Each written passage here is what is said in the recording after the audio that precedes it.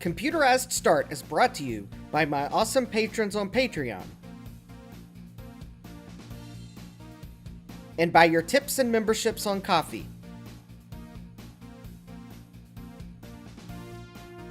These and other channel supporters make my live streams possible. You too can become a channel supporter with tiers starting at just $1. And as always, thank you for all your support, including sharing, chatting, liking, and subscribing. Now roll that famous logo animation.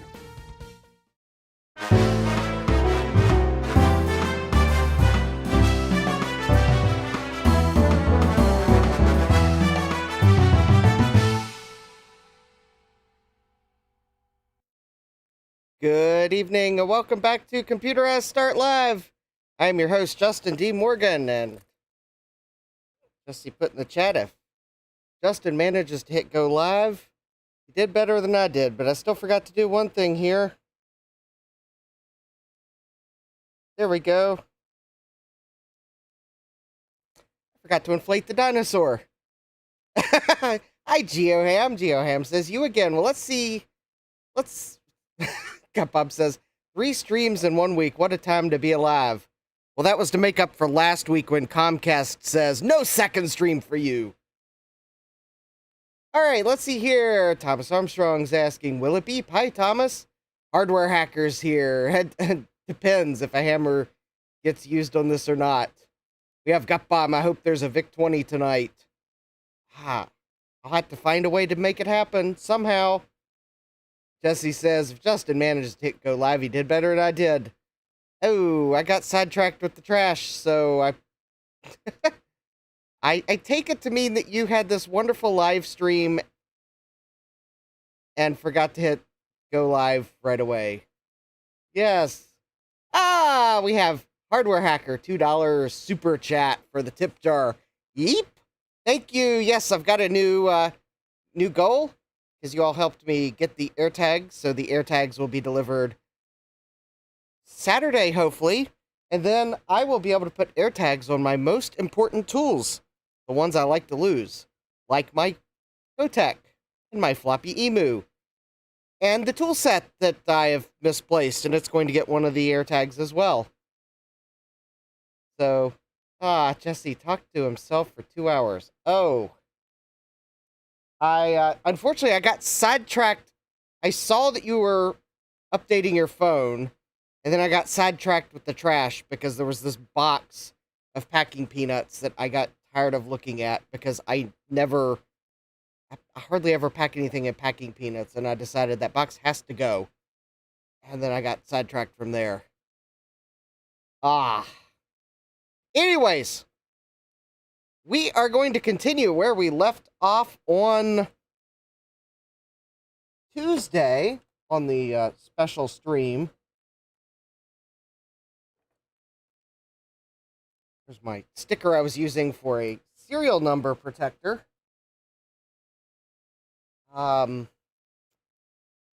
Yes, let's see here. I'm going to have to find a serial number protector. Do I have...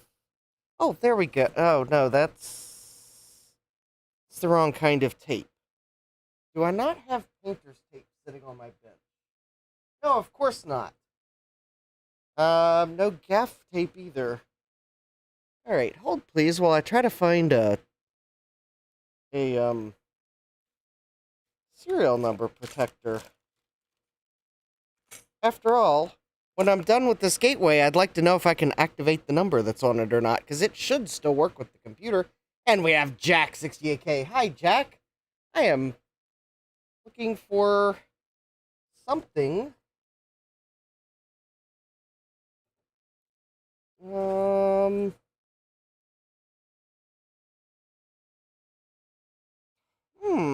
I not have any blue? Oh, that's right. I need to order blue tack because I'm... All right.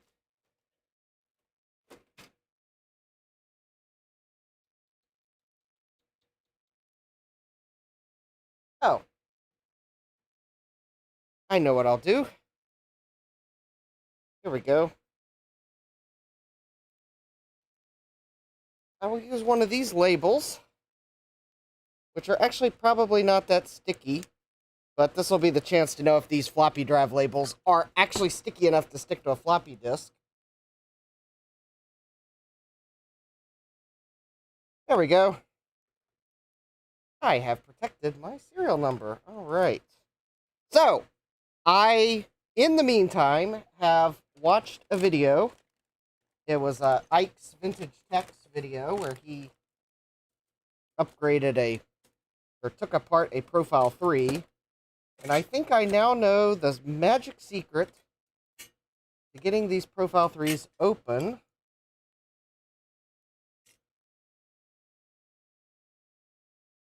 All you have to do is say the words, Gateway Country.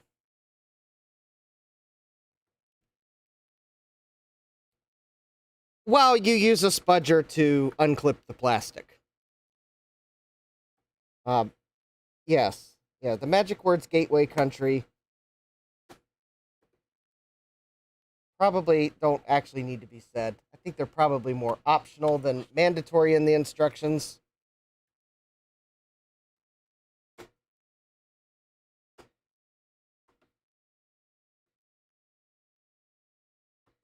And then the back cover should...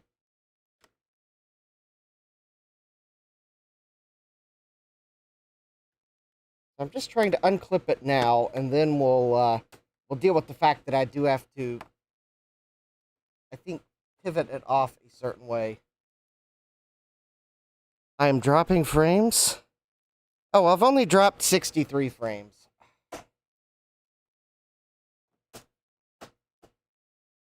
Comcast just probably wants me to remember that they're my ISP of choice. And by of choice, that means of necessity, because there's whatever CenturyLink is calling themselves these days is not really a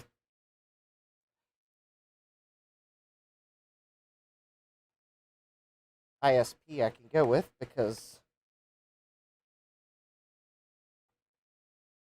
yes, it's a very interesting form factor.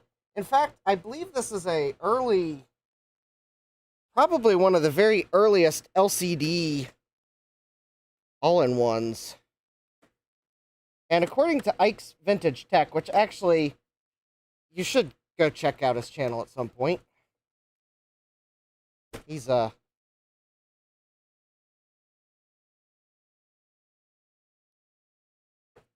fellow Virginian YouTuber, although he's a couple hours away, but he does some interesting videos, and one of which was this. I saw his video, I'm like, hey, at some point I need to get my Profile 3 out and work on it, because they are really a neat computer. Especially the Cowspot speakers. Oh, and if you saw my thumbnail and you're wondering, why in the world does this one look so much better than the one on the thumbnail? Well, actually, I got lazy and I didn't really want to put the stand on this one. So I pulled my other one off the shelf to take the thumbnail, and when I get a good one put back together, which obviously I'm going to use the plastic from this one because the beige is not yellowed on this one at all. And it doesn't have some weird black mark on the front, which is probably from a security sticker that left a residue.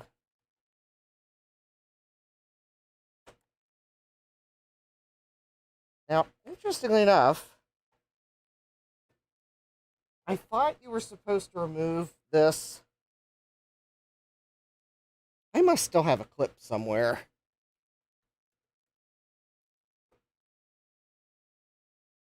Yeah, I still have there's a clip somewhere still. Oh, and I'm also having trouble getting it off from around the USB ports. Oh.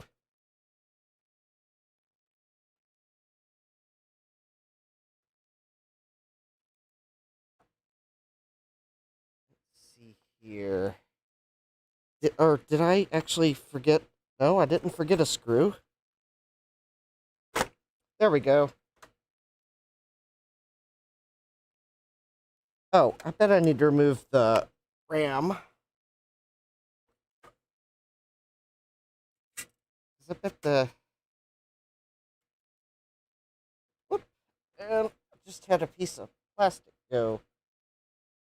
Oh, it's probably the, one of the doors on the PCMCIA card slots.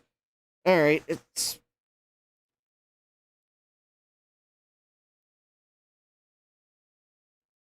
Ah, but there we go. Let me see if I can... Oh, there it is.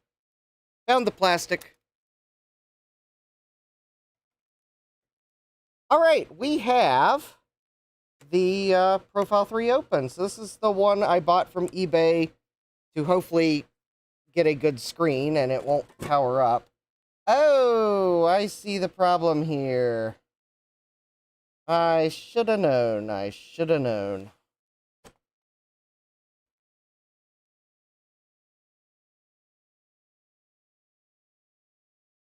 I bet we have a capacitor problem on this.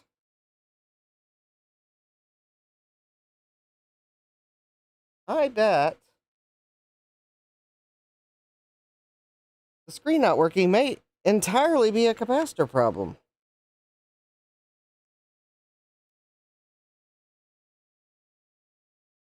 Although, I think the good thing is, yeah, lots of caps. Capbomb says, I saw that I saw the problem at the very start. It's a gateway. Yeah, I know. See, I probably shouldn't fall for peer pressure. And you're probably thinking that I'm referring to the peer pressure of Yikes Vintage Tech working on one of these, but no, it wasn't that peer pressure. It was the peer pressure of Ian Litchfield selling me the first of the gateway profiles, I think for like $15. Yeah, that peer pressure. All right, but at least we do have the we have the networking option, because networking was actually an option on these, as well as the modem. So this one actually has both options. And it also has the leaky cap option. So, yeah, I guess I'm going to have to order caps and recap this one. But I also am going to need to tear this down to get to the display. No, I don't need to tear it down, because I'm probably going to use this plastic. The leaky hardware hacker's laughing at my leaky cap option. Yes, whoever bought this Profile 3 forgot to pay the extra money for the non-leaky caps. Also, that was not a published option.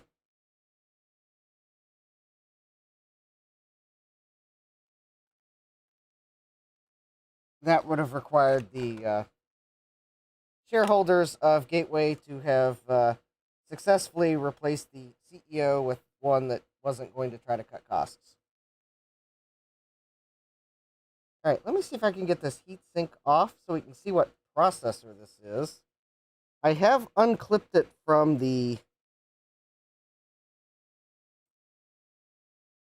Actually, I think it has 2 clips. No, it doesn't.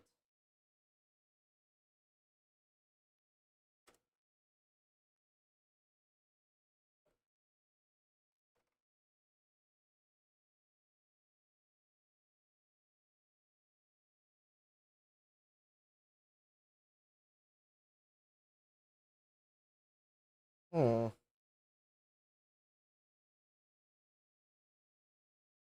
Don't tell me they used thermal adhesive.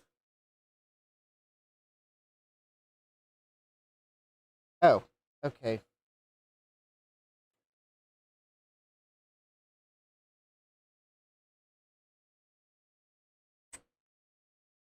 No, I did not want to do that.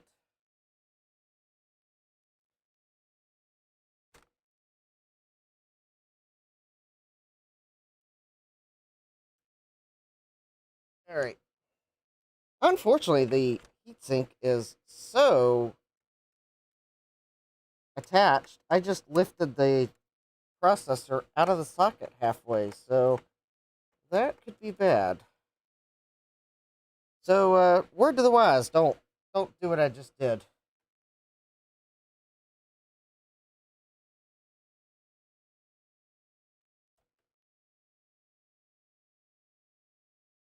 Alright, I'm gonna have to get the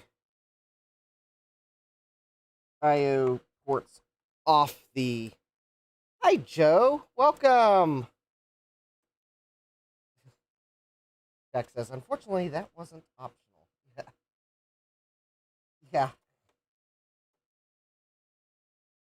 Joe says, moo. Yeah.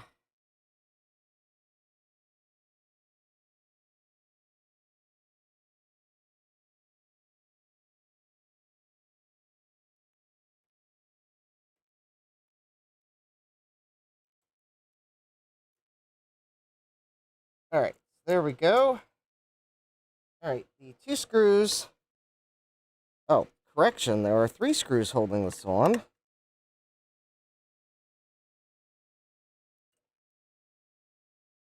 And the 2 long ones are on the same side. The short one is on the other side.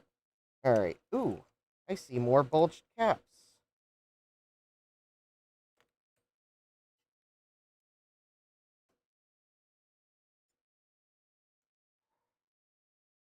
Oh, I have done a really bad thing.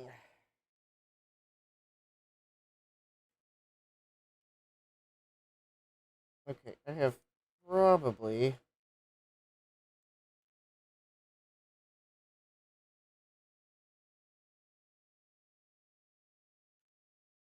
Oh, the heatsink is still clipped in. That is really weird.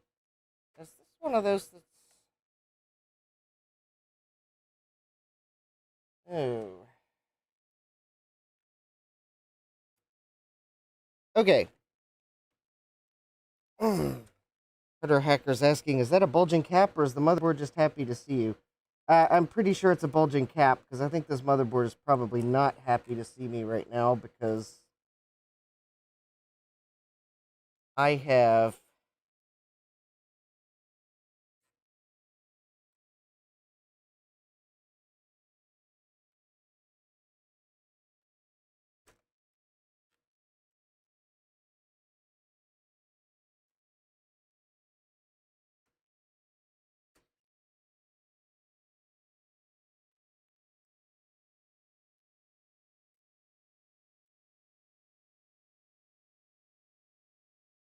What is this? Oh, okay. Think...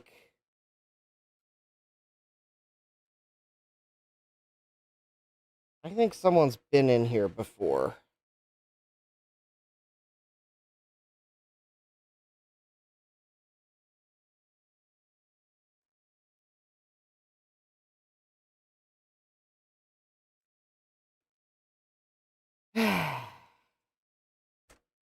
Yeah, I think there's another domed cap right here by the processor.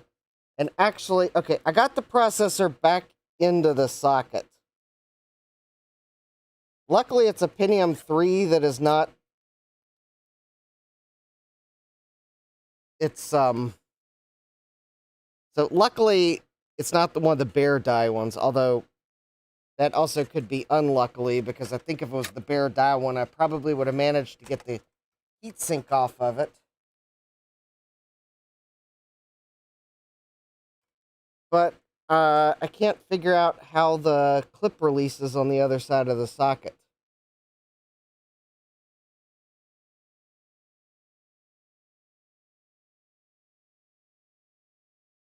It kind of looks like it requires a tool that I do not have.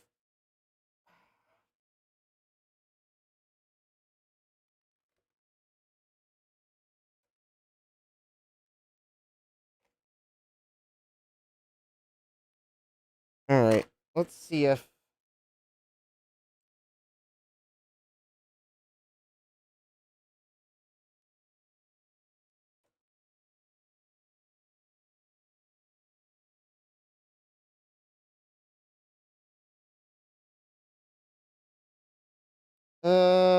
Yeah, that was the wrong bit. Luckily, this is just a cheap bit set. bigger hammer, perhaps.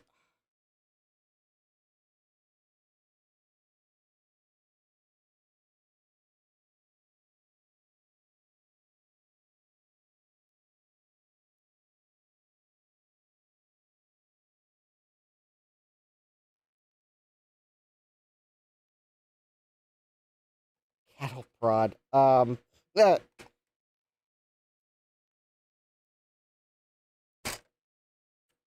it the it's like the thermal compound has welded itself to the processor.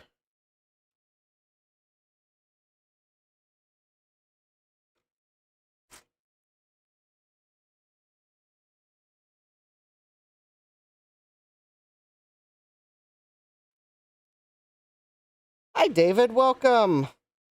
I'm trying to get the heatsink off.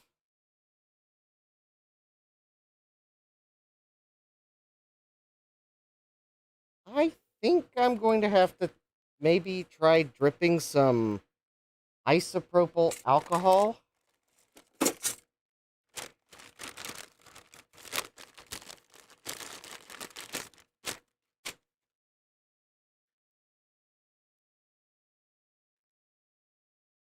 Joe says, I've had issues with that before. IPA can help sometimes.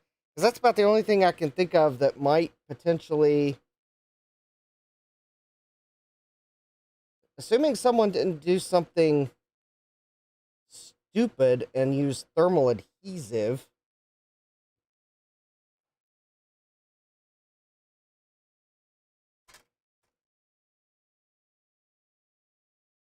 David says, pretend it's an Apple III.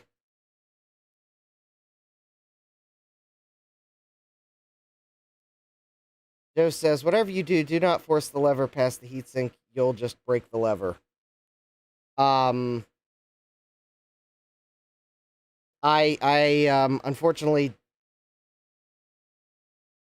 I will not force it past the heatsink again because I got lucky. Because actually, the problem is, Joe, what you don't realize is, in an attempt to get the heatsink off, I pulled the CPU out of the socket with the lever engaged. And then in order to get the pins of the CPU back in the socket, so I could try to unclip the clip that is not clipping, I had to open the socket. So David says perhaps some heat. Joe says, oh no. You were not here to stop me, Joe. I really do not want to use heat. But it's probably not going to let me... Because every time I use heat, I risk destroying my monitor.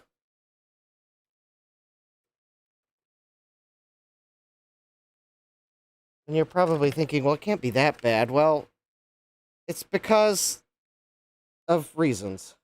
Alright, I will use heat. I will see if... Capcom says I've done that with Ryzen CPUs before.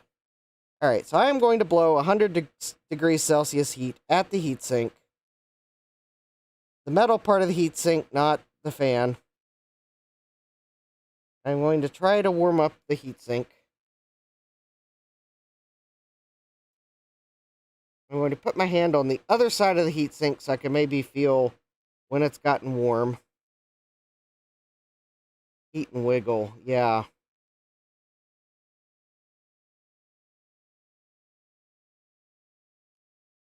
Either this is a sign that no one's been in here before.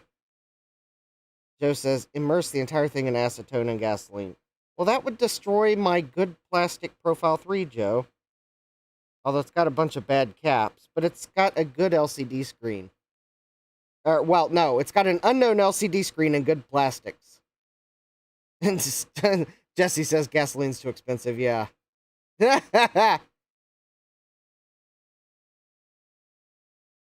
Oh, my thumb is not in the line of heat. My other four fingers are. All right, I am starting to feel heat on the other side of my fingers. So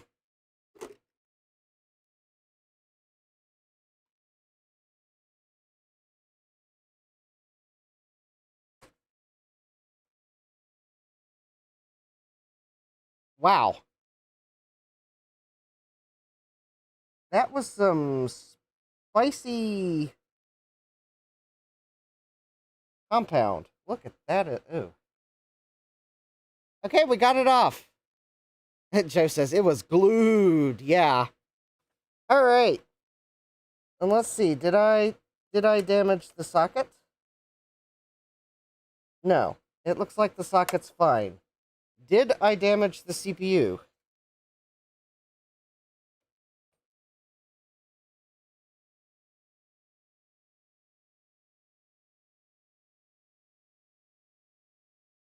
That would be a little bit sad because I believe it's a 1.3 gigahertz, which is like, I think the next to fastest Pentium 3 that this supports.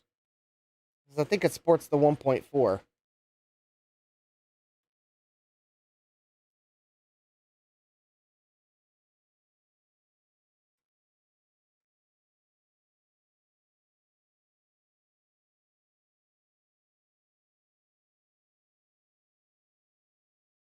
Whew. All right.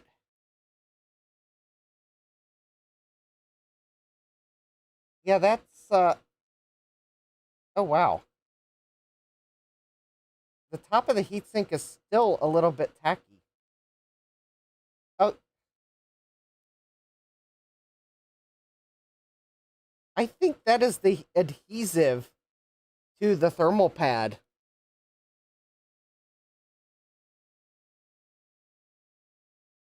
Because this adhesive here is still sticky. Bad gateway. Bad.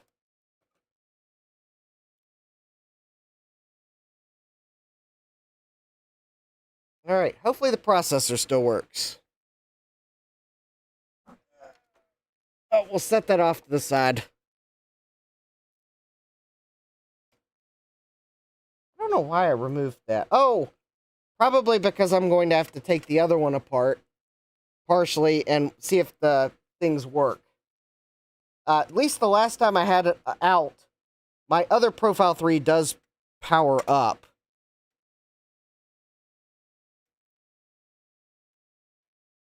Oh, I think I found the inverter for the backlight.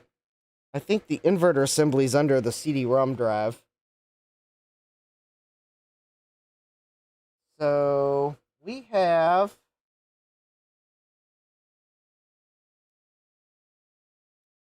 All right, let's see what the carnage is under the floppy drive. I am going to have to take the floppy drive out of the other one because... Possibly because someone bent the eject lever on this floppy drive, which might mean the... I just tried to bend it back into place, but that's no guarantee that they didn't bend something in the floppy drive too when they... Because the hard drives are moved.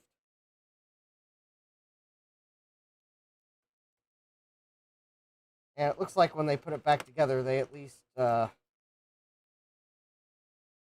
didn't take care to make sure they weren't bending things on the floppy drive. Probably because they...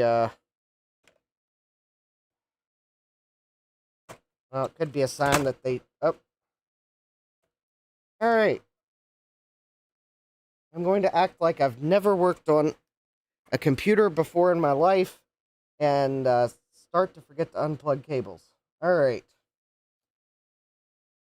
So, oh, there we go. We got, I think, 2 more caps under the floppy drive that are domed.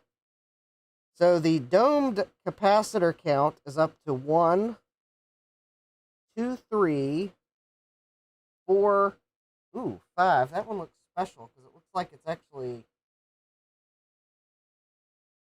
Oh, that one's actually venting from the bottom. So 1, 2, 3, 4, 5, 6. So I at least see 6 domed capacitors. And I'm probably going to have to replace all of them. Hi, CDI, welcome. Ah! CDS says, I knew it. This must be what is inside the door of a microwave. A full computer, monitor, and camera showing what is inside. Yeah.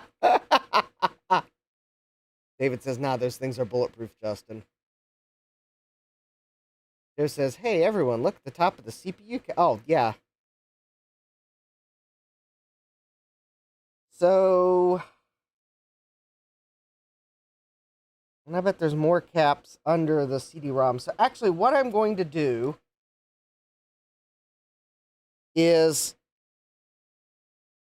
I'm going to set this aside, and I'm going to pull the other profile onto the bench, and I'm going to first make sure it still works, although there's a chance it doesn't, but there's a chance it does, but there's a chance it doesn't. Place your bets in the chat, which chance is better. I'm going to have to find some place to set this where it is safe.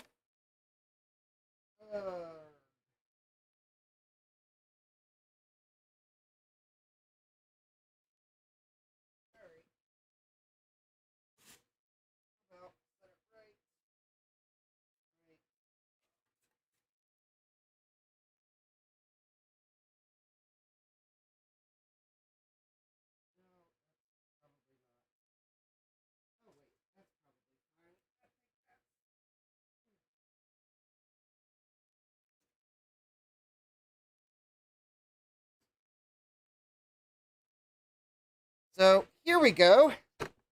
Here is the other gateway profile. This is the original one that I bought for like 15 bucks.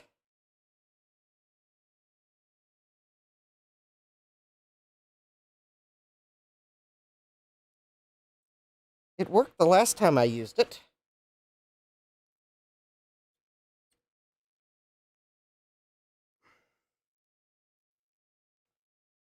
All right, I'm going to plug it in 3, 2, 1.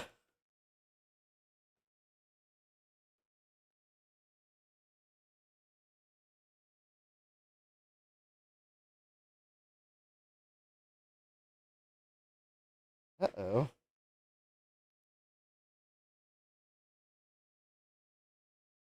I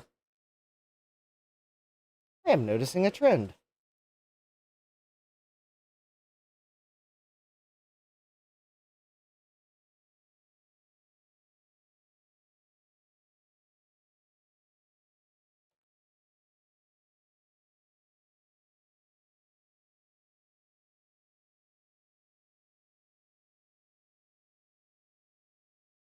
Oh, there we go.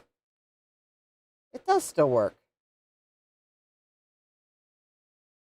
No keyboard was found. Well, I wasn't sure that we would have electrons found, so I didn't plug a keyboard in. All right, well, I'm going to have to stand it up because there's no way to plug a keyboard in with me laying it down flat. Because I think I'm going to have to use a PS2 keyboard. All right. When were these manufactured? Well, this one's got a Windows 98 Second Edition OEM key on it.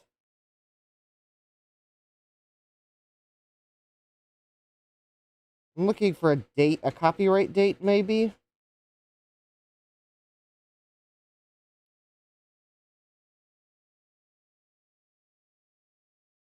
I think they started making these in 1999. I'll have to bring Droid Cam out, probably. Let me, All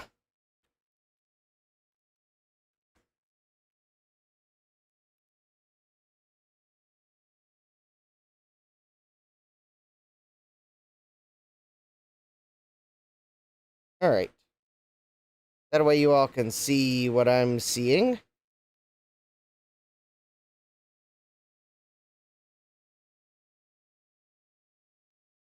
All right, so this one is a Pentium 3 1 gigahertz. The CMOS battery is dead, and there's the blemishes on the display that I would like to fix is this one's pretty annoying. This one here, although it kind of extends up this way. But then there is a faint one here. And, oh, I think that's just something on the display. So it looks like this system has two 256 meg memory modules in it.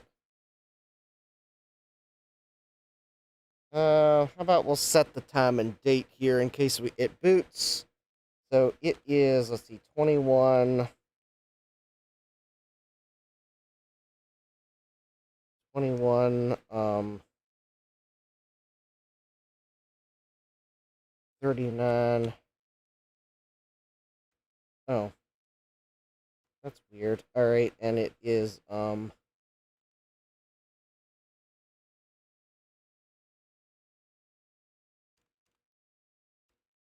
July 3rd, 2025. Ah, there we go. And let's see. Oh. Function 10, save current settings and exit.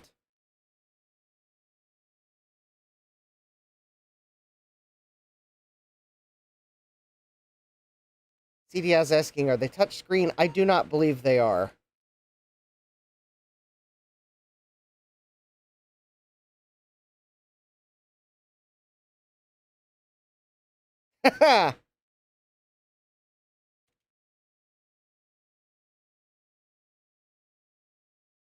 Yeah, I'll have to reinstall Windows on the hard drive.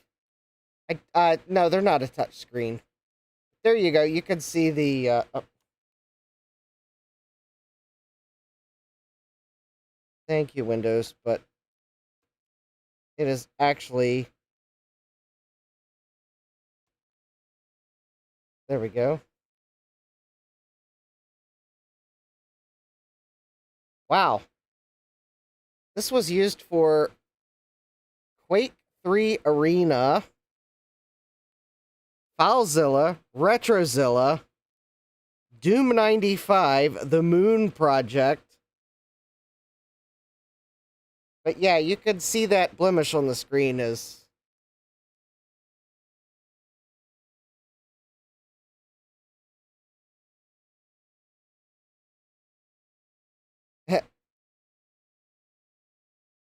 Someone asked in the chat, David asks, what in the world does anyone need 512 megabytes of RAM for? CDS says Java applets. Need Java applets to set the date and time on a $500,000 network device. Yeah. Joe says, what a perfectly cromulent computer. Yeah, I know. That is also annoying me. I don't know what this is. It is not a gateway logo, because the gateway logo's at the bottom. Also, a bit yellowed, you think?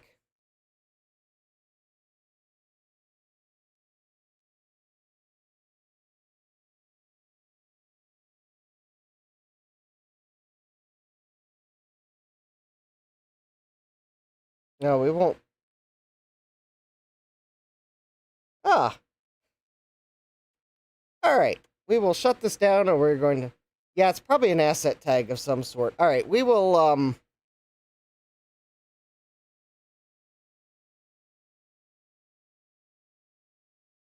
we're going to open it up to inspect it.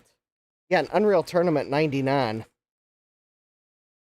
Oh, yeah, CDS says, must have been a Thrasher sticker.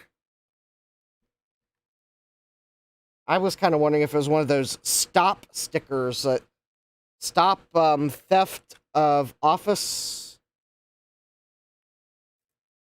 products, or whatever it stood for. They left a tattoo behind.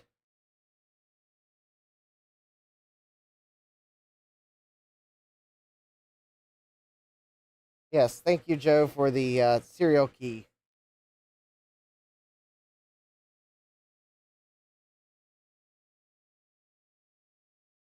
All right, we will, so this one does not have the onboard modem. How sad. We'll just have to ask Joe to make some simulated modem noises in the chat for us. So to remove the stand, you just remove the 2 thumb screws and then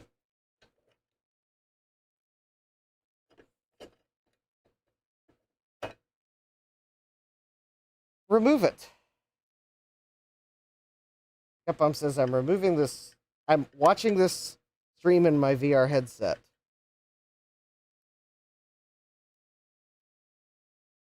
Well, I do apologize for the need to take Dramamine at my Droid camera skills. So the interesting thing is, this one must be an earlier one, because it's has Windows 98 Second Edition. Now the newer one I bought on eBay actually has an XP Home Edition OEM key. So I think Gateway started selling these in 99 or 2000.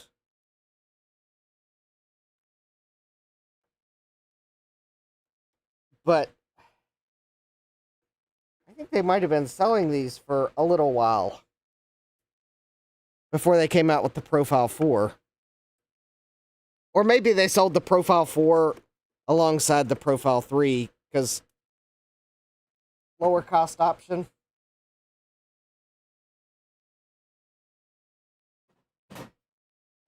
Because I think the Profile 4 was Pentium 4.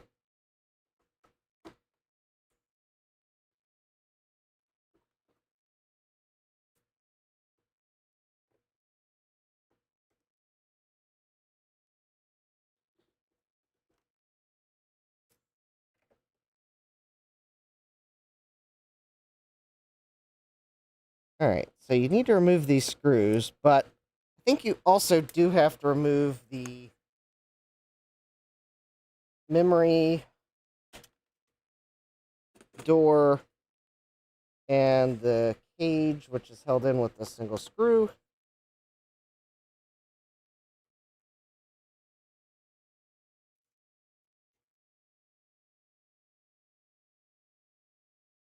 Ah, it's a captive screw on this one. And the memory. All right. So it is 2 matching memory sticks. So this is probably from Gateway.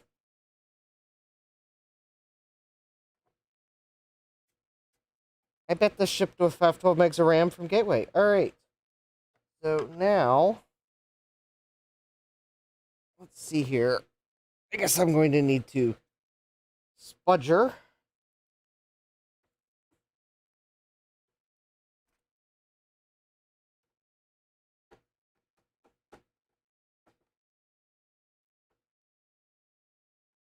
Oh, thank you. Thank you, Hardware Hacker, for the super chat. Eep. David says, I get motion sick from fast-moving images in my peripheral vision. Capcom says, that's quite the RAM shield. Yeah. Not quite as epic as the air shield on Planet Druidia, but yeah, it's pretty beefy nevertheless. And Joe says, so now throw it in the e-waste bin and get a classic Mac. Yeah. 1, 2, 3, 4, 5. That's the combination an idiot would put on their luggage. 5 minutes later, President walks in. 1, 2, 3, 4, 5. That's amazing. That's the combination on my luggage.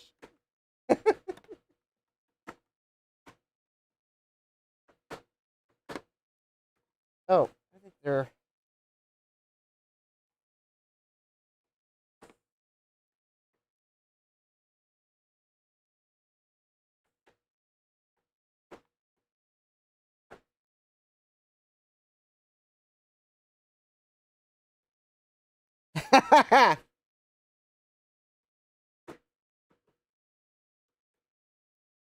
Yeah, then they changed their password to 54321.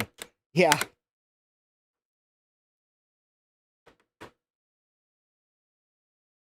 Yeah, I'm just waiting on Spaceballs 2 for them to have the air shield and Druidia's like checking the code and like it's an older code, but it checks out.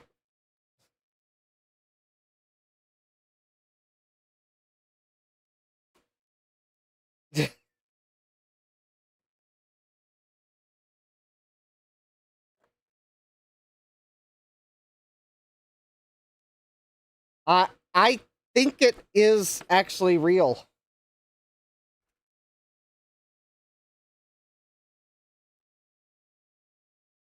I because I think they actually are going to.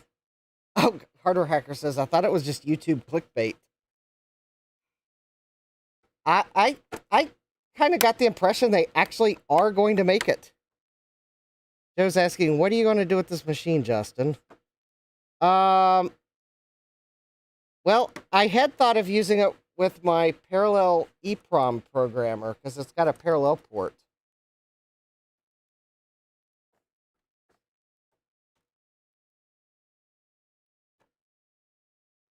And it's an all-in-one computer, so because my parallel port EEPROM programmer requires like Windows 98 or Windows 2000 or possibly XP.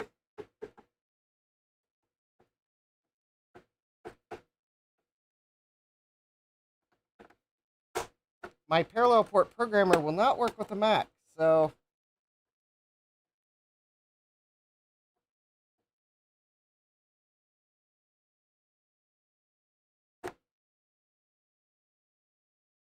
also I have a small collection of PCs that are both beige and gray from the time period where I think manufacturers are trying to get us used to gray computers.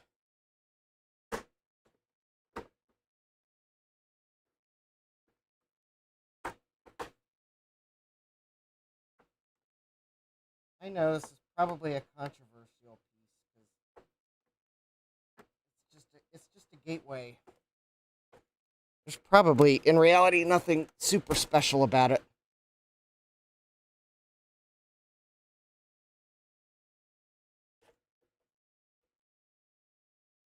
Except that it's an all-in-one with a parallel port. So that makes it easier if I need to pull a computer out to use my Willem EEPROM programmer. Short of me finding a laptop with a parallel port.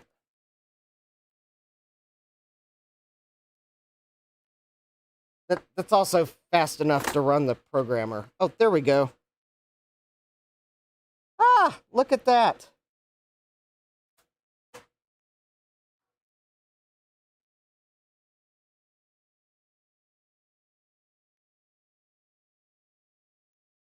I don't see any bulging caps on this one.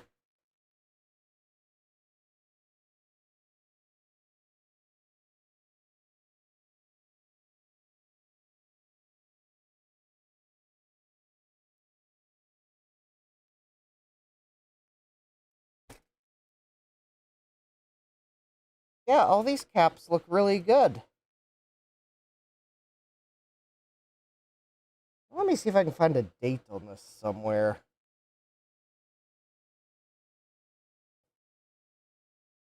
Oh, here we go. So this IDE cable's got a date on it, 2601. This cable here's got a date on it, 2601. So this would be mid 2001.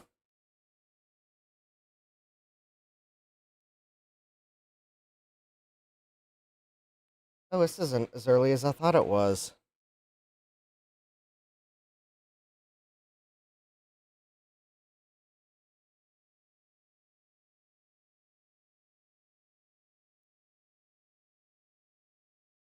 You know, I could save myself a bunch of work if I just probably if I move the motherboard over to the other system. Although it's eventually going to need recapped. But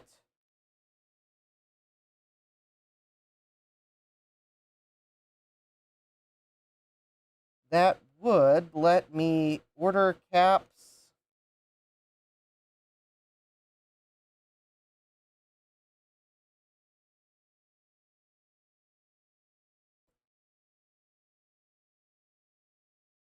Hmm.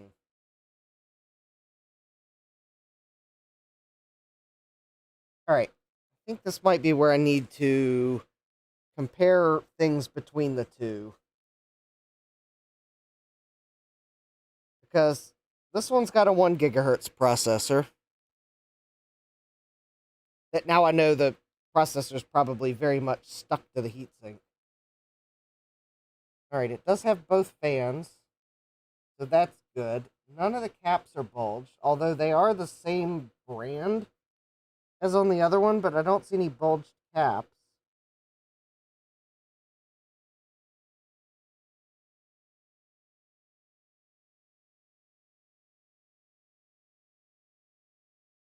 It actually has a hard drive. I don't know how big of a hard drive. Oh, oh, that's right.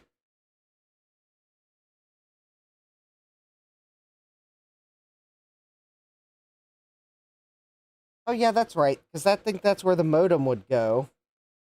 And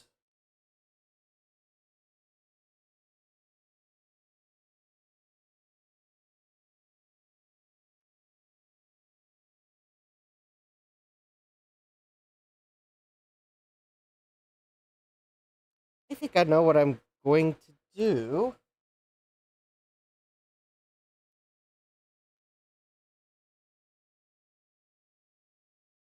So the other one has a bad motherboard, probably. I mean, this one's going to eventually need recapped. I think what I need to do is take this motherboard completely out and transplant it in the other case. Although what I'd really like to do is somehow test that case.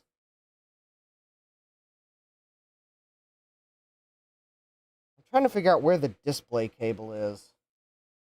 Because what I really need to do before I go through the trouble is what I really need to do is test the panel on that other case. Because if the panel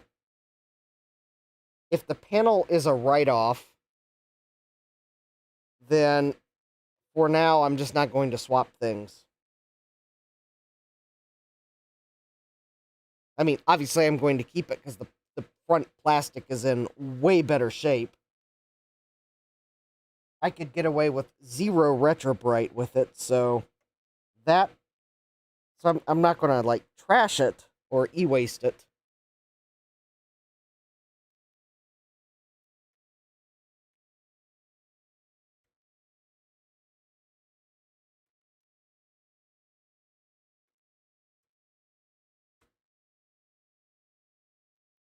Let me see if I can get this taken apart enough so I can try to see where the display cable is. I really want to test the other panel. Because I think the best solution... Well, I think the best solution would have been if the other one had just powered up, then I probably would have pulled the drive out of this one and just transplanted the hard drive. But it's got all sorts of bulgy caps. That's not to say that this one's not going to eventually succumb to the same failure, because it probably will, but...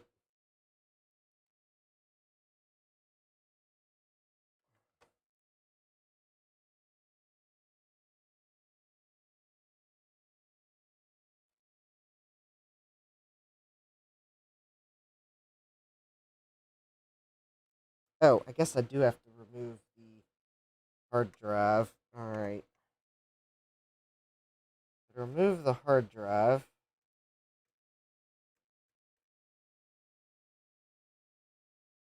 Alright, I'm going to remove that.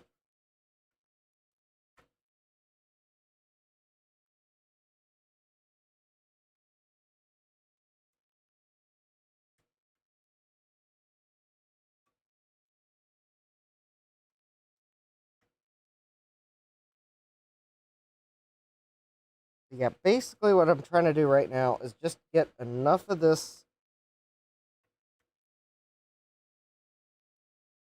taken apart so I can figure out where the panel connector is.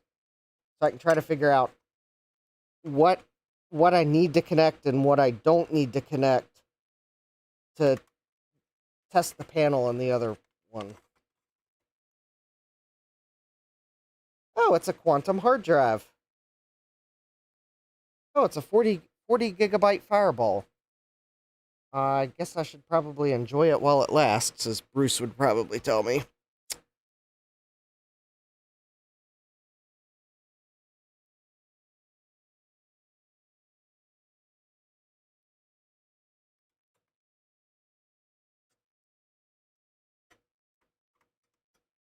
All right.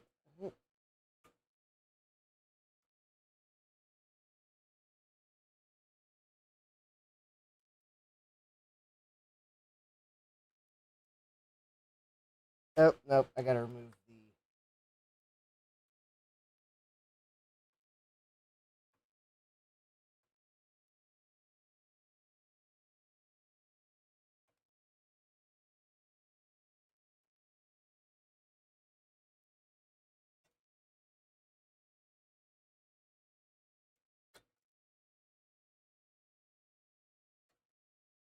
There's some rust on this one.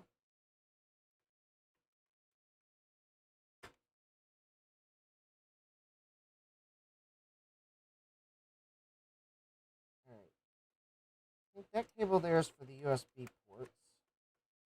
Oh, which I bet I have to unscrew.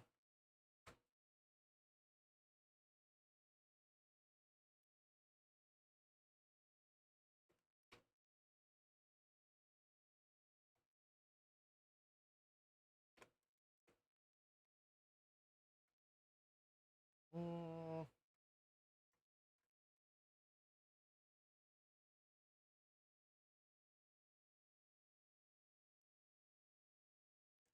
Oh, Jesse says the Fireball Plus wasn't bad.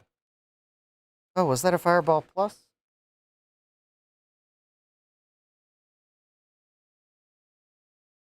I mean, I guess that was I didn't even look at the. Oh, it was a Fireball Plus. Okay.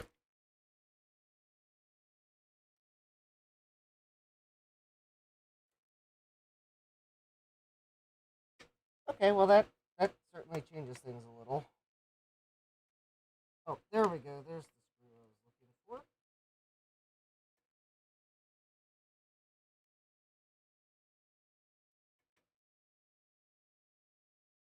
Maybe. Nope. And there's one there. All right.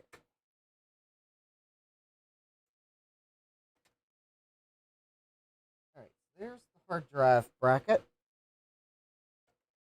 Ah, all right. That's probably going to be the panel connector right there, if I had to guess.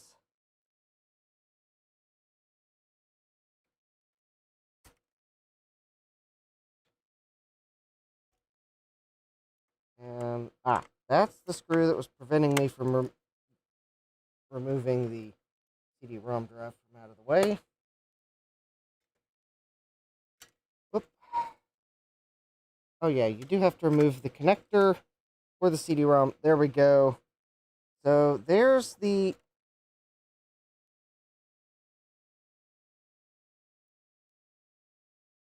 probably the inverter.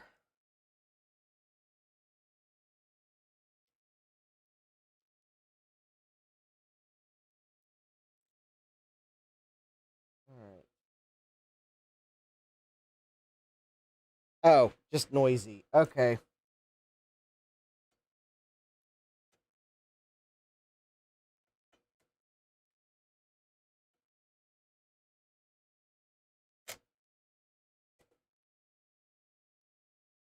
All right, let's remove this plate here so I can try to get an idea of what's where.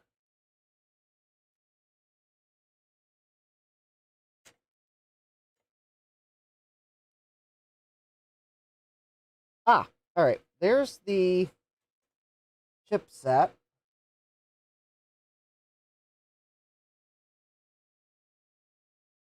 So it is the Intel 815. It's probably using integrated graphics. How wonderful.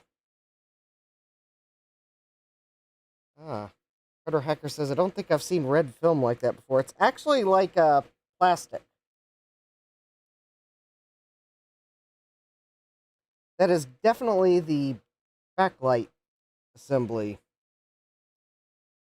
So it looks like... Oh yeah, there we go. So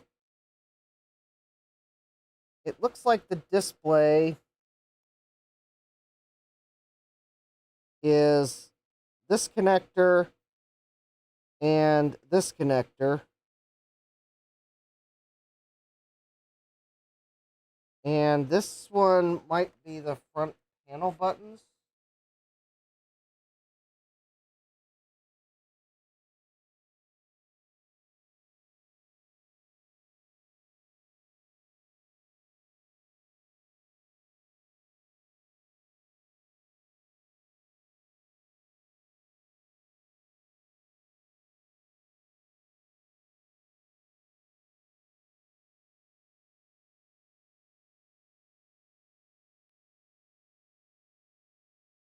All right, let's...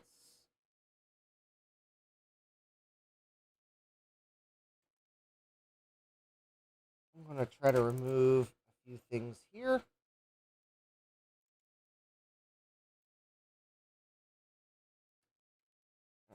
There's the CPU fan. I just got this idea to see if I can't test the CPU that was in the other one.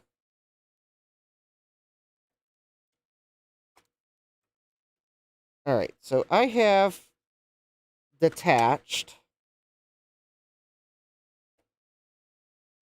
the I/O ports and the CD-ROM drive. I believe it'll power up without those. I believe.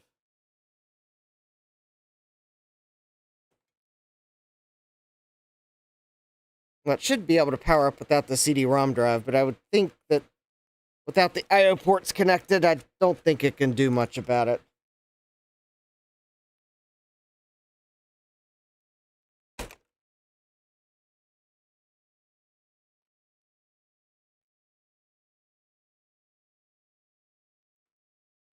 Because I was first thinking that maybe I should maybe test the processor that was in the other one.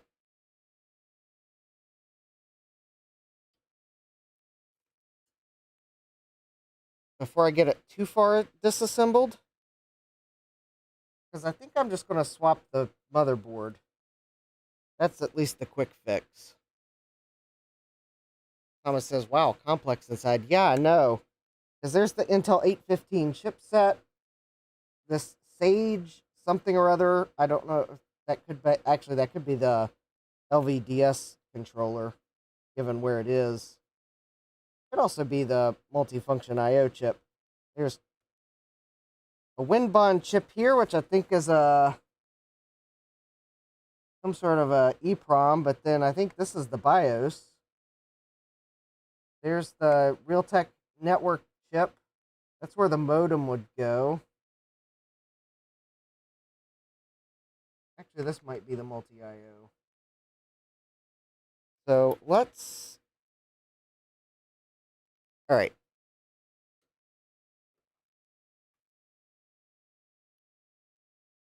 To expedite removing this,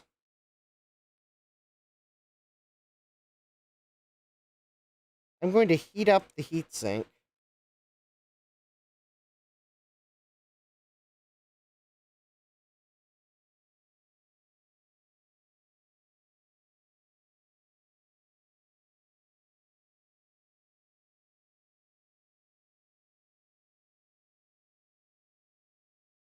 Because I'm pretty sure if the one was stuck, this is going to be stuck too.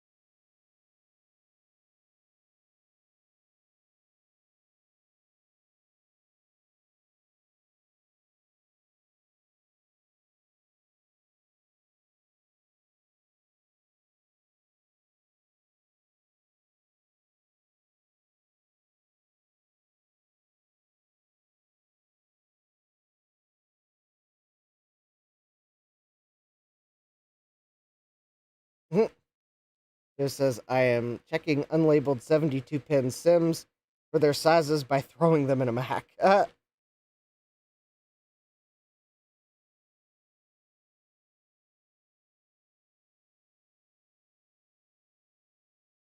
that makes sense.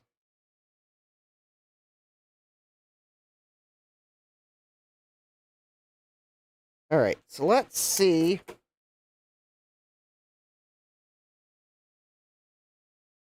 If I remove the clip, or if I unhook the clip,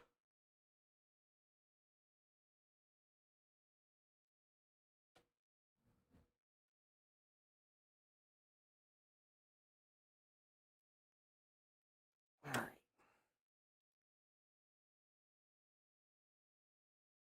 So this one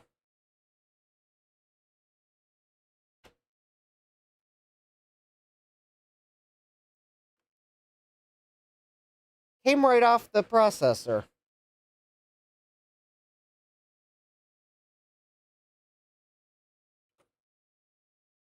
Oh yeah, because this is a.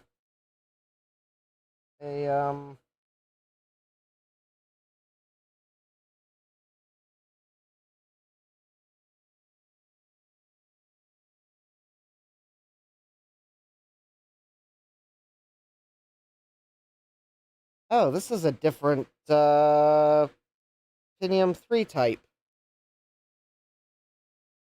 Hi Dave, hi and hi Tim, welcome. I don't know if I'm going to be able to just simply throw that other processor in here.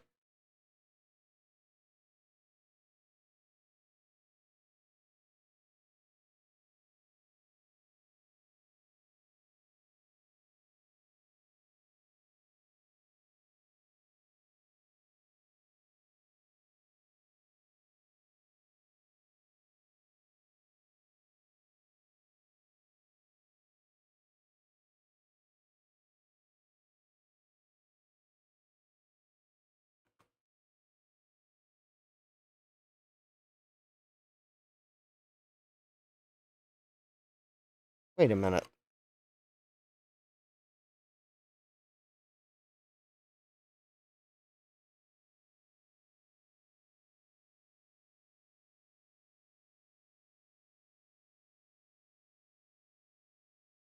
No, I'm pretty sure that's the factory cooler from the other one.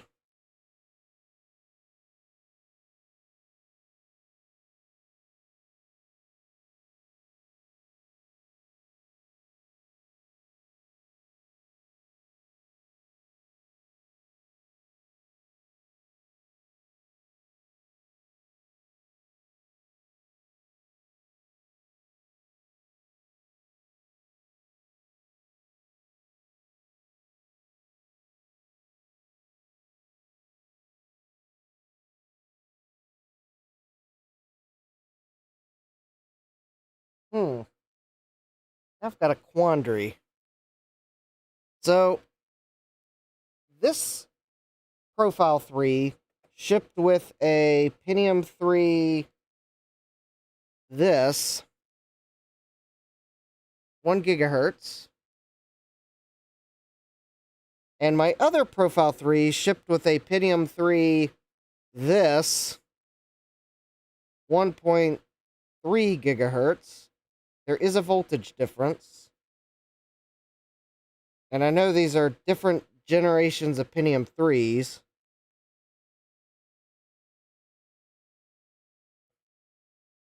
Question is,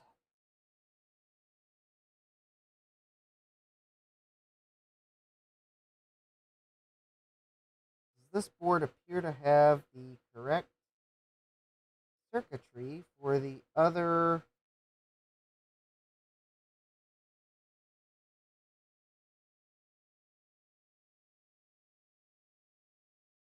Well, actually, I think if it doesn't work, it will probably just simply give me a microcode error. Or, worst comes to worst, the processor just simply doesn't work and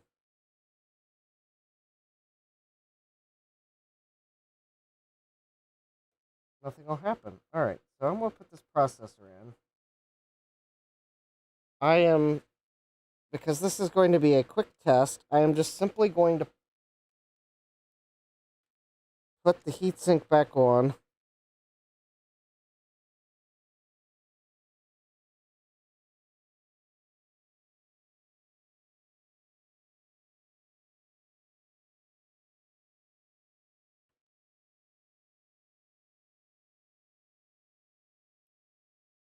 All right. Because I just want to see if the processor works. That's it. All right. So I'm going to plug power in.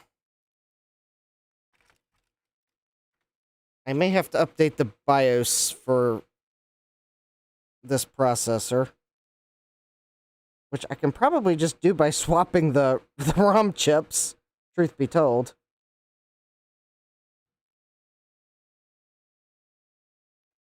All right. Probably going to be mad that I've unplugged a bunch of stuff.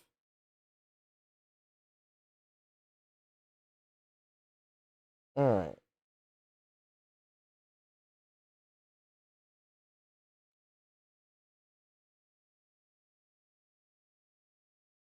right. We haven't tested the screen on the other one yet.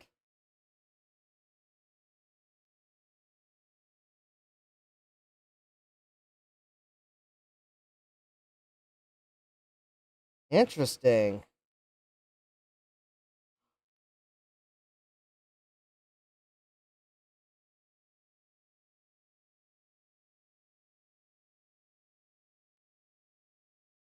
Oh. Oh, yeah. It would probably help if I put RAM in it, right? I'm sure someone was yelling that in the chat. And whoever was yelling it in the chat or in their living room or to their cat or dog, um, I mean, maybe your cat or dog's named, hey, you forgot to put RAM in it. And I won't judge. Sometimes we have tough decisions to make when we name a pet and they were beside us while we were working on our computer, and that's the first thing they heard, and now that's the only thing they'll respond to. I mean, I won't judge.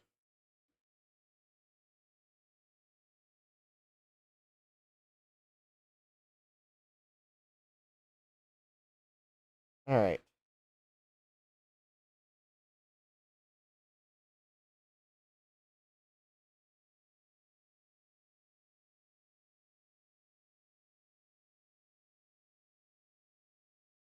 Oh yeah. No keyboard was found.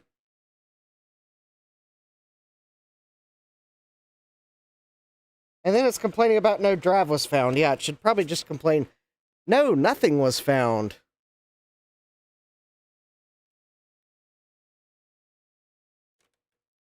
All right. So let me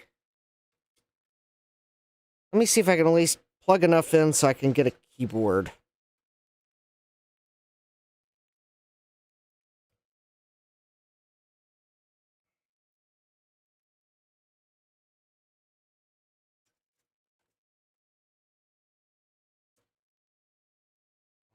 We'll, deal with that later.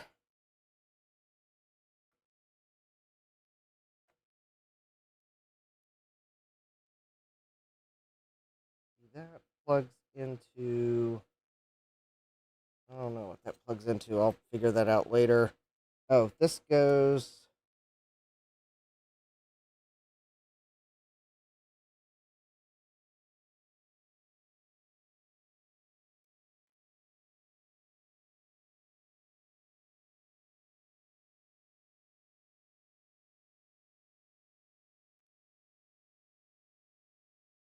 Oh, that's just the audio cable. Okay. All right, this is going to be a bit awkward.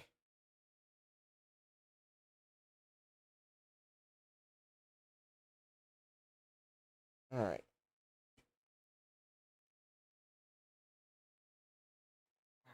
And hopefully I just plugged enough in for the keyboard to be seen. Press. Oh, there we go.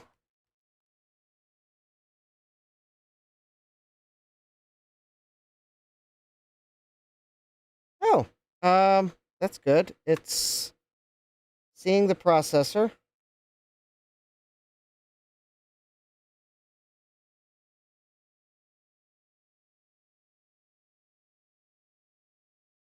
Pentium 3, 1.33 gigahertz. All right, looks like it sees everything.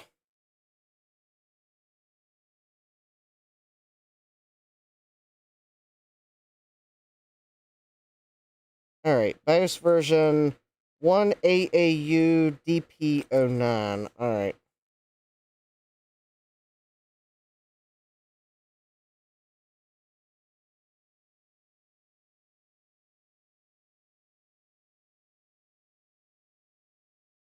I'm gonna if we get the other. All right. Okay. So the processor works. Hi, Socket Wrench. Welcome. All right. I have unplugged that. I will deal with a cable I broke on that later. By the magic if I'll just use the one from the other profile.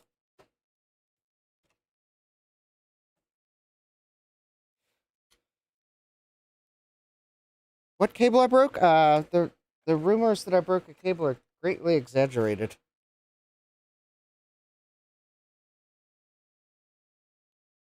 All right.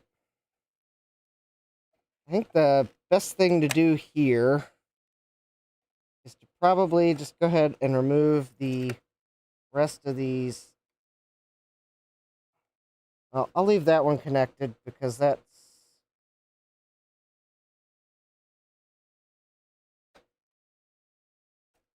All right.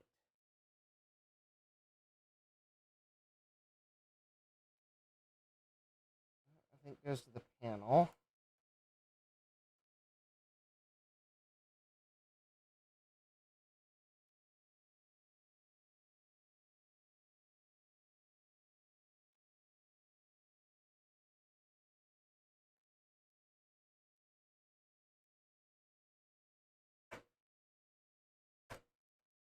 All right.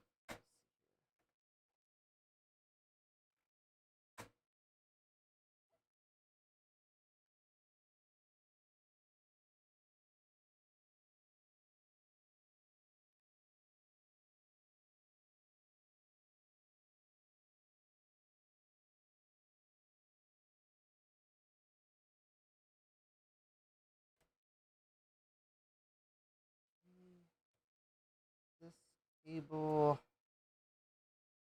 We have to unplug that.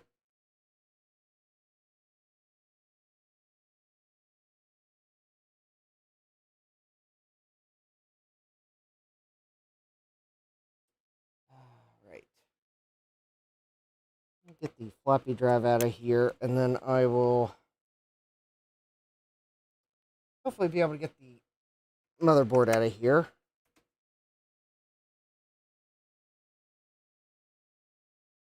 So it does look like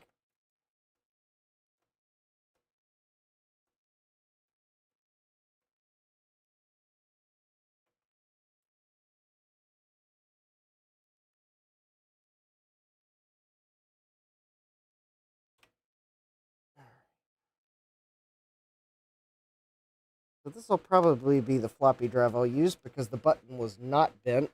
And I think it has the door still. So there's that going for it too.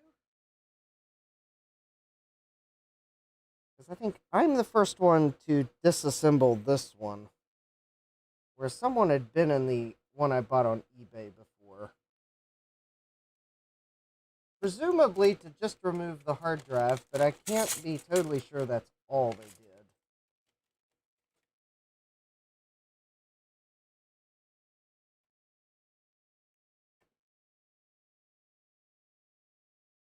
Yeah, we will replace the CMOS battery after I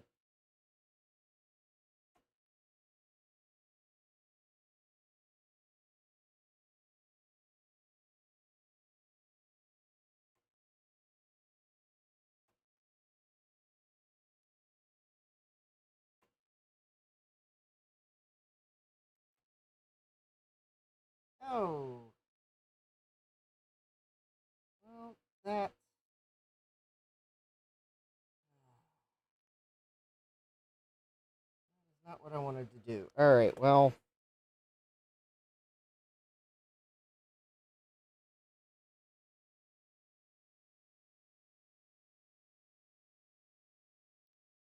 I just broke a socket off.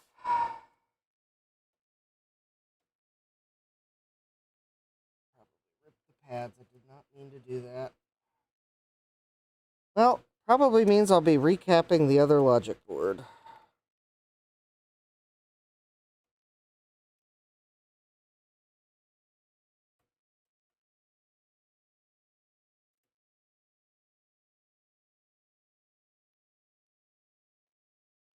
Which I was probably going to do anyways. It's just probably now going to be more of a necessity than it was 30 seconds ago. All right.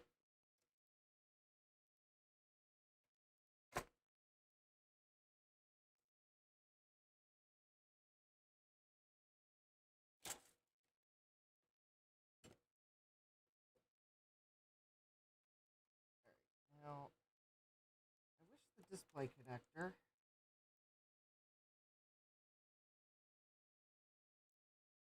there we go. Okay, maybe it'll come out easier than I thought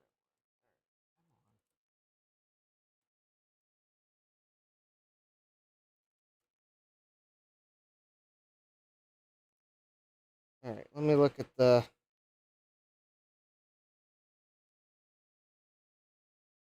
Yep, unfortunately, that was a surface mount connector. And I definitely ripped the pads off the board. And the pads are, of course, underneath the connector. Maybe they're not.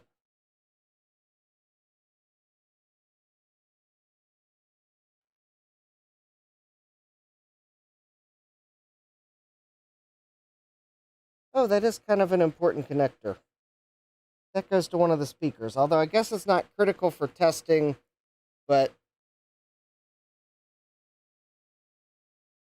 Alright, I will have to be careful with the other board, because I am probably going to have to recap it.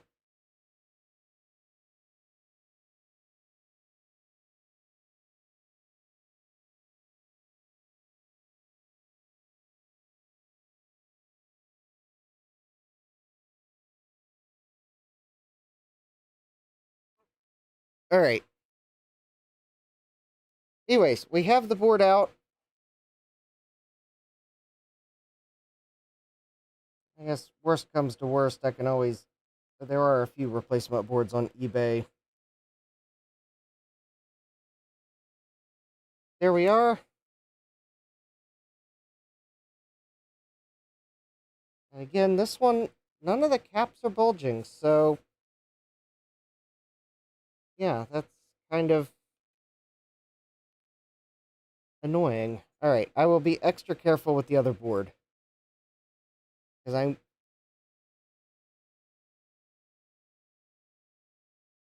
Yeah, I'll have to... Because it looks like I'm probably going to have to recap it.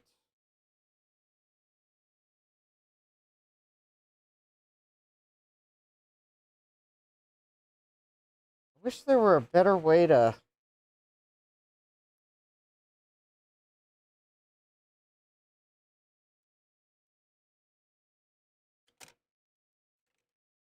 Yes, I know. There's a chance I can fix it.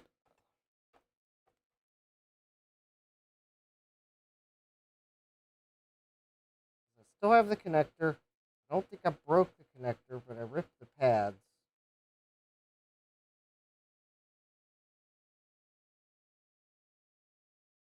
I ripped the attachment point pads, and I ripped the signal connection pads. So, in a pinch, you have... Oh, no, I am not going to recap. I do not recap old boards with old caps.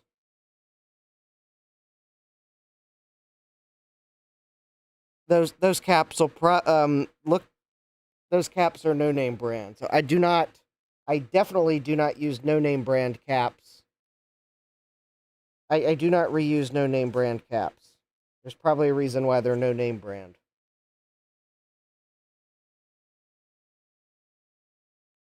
Okay, so we've got the motherboard off that works.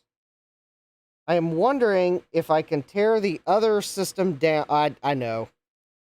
Hi, George. Welcome. All right. Now that I've torn one of these apart, and I know where the connectors are for the backlight and the display, I am wondering...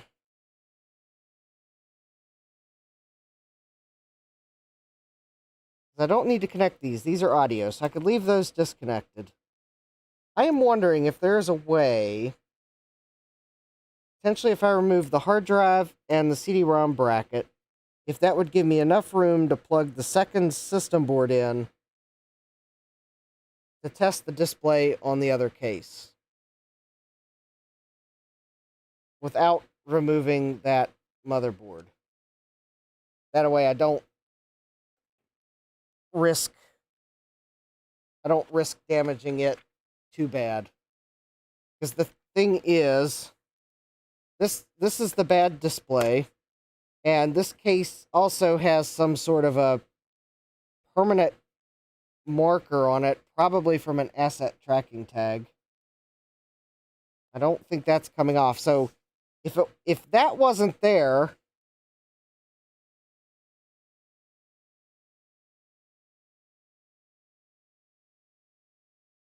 well, I mean, the other case is in better shape for the front. Now, the back, well, that one's a toss-up. I think both backs are in the similar shape, so it just depends on whether I decide to put the modem back in or not. Because quite honestly,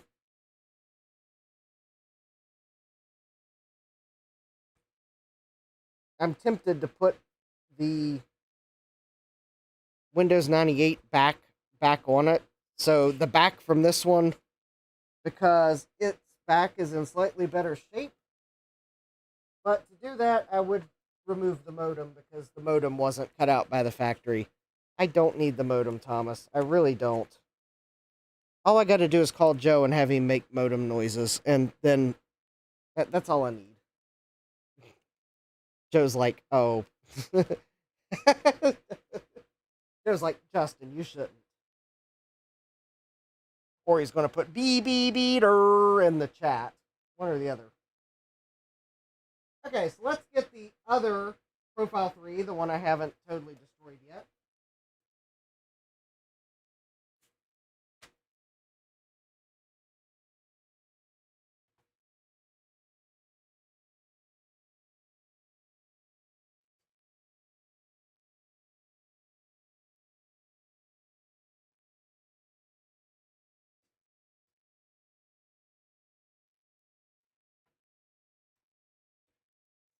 There we go, see?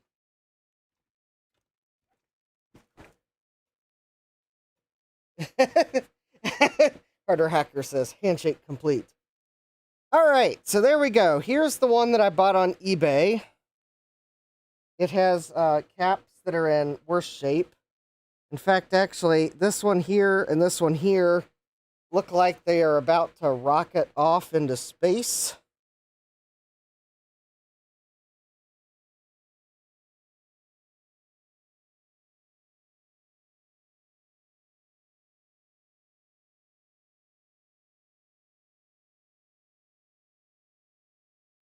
Because the thing is, I think this is the newer motherboard, so that's probably the other reason why I should probably recap it.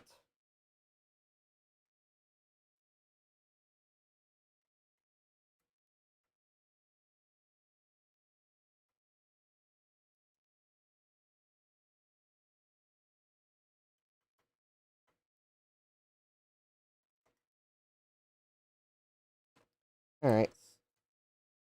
So this IO shield is in better shape.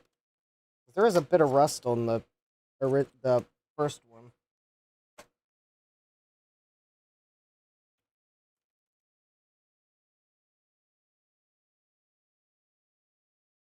Oh, that's where that connector went. That was the modem line. There was a connector on the one IO shield that I didn't know where it went. And that's because Gateway put the modem connector on the IO shield, which is kind of smart. That means they only have one part at the factory.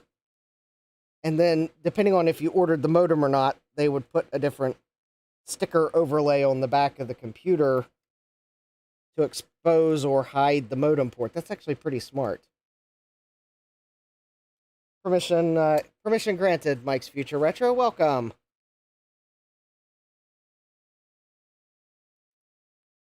All right. So there's the sound connectors that I was very mean to on the other one. I did not mean to be. So I will be more careful with them on this one.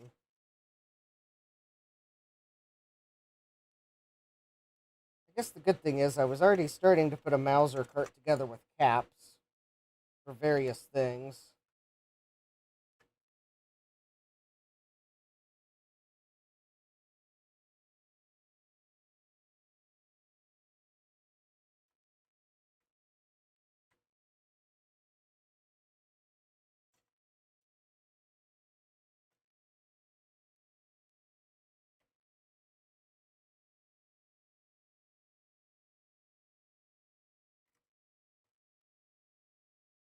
So I guess I'll probably have to add caps for the Profile 3 to the list.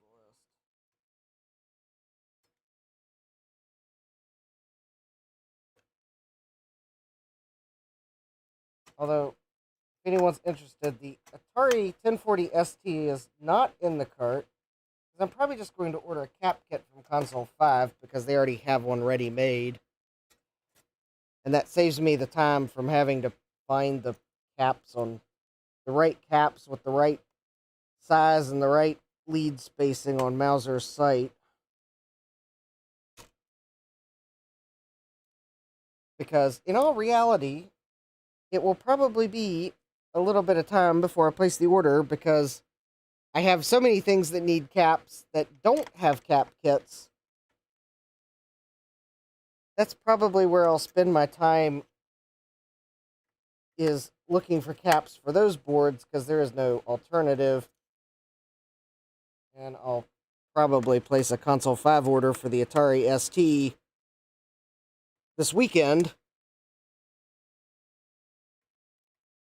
But the Mauser order will probably be a week or two out because I need to order caps for that GeForce video card that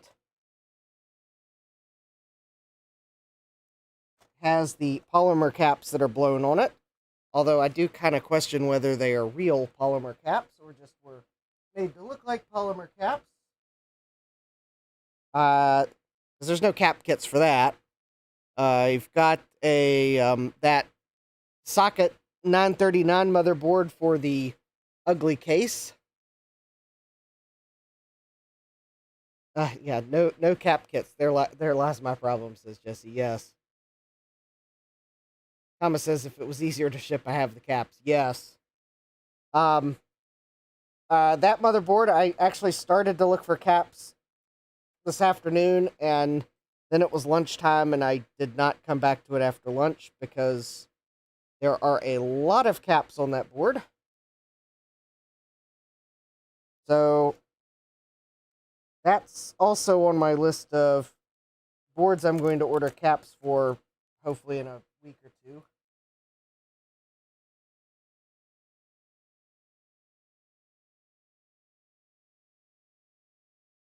And it looks like I'll be ordering caps for this board. Although, luckily, in this board's case, it does look like Gateway used a whole bunch of a small number of values, so that might make it go quicker. Because unfortunately, that ECS board, it was like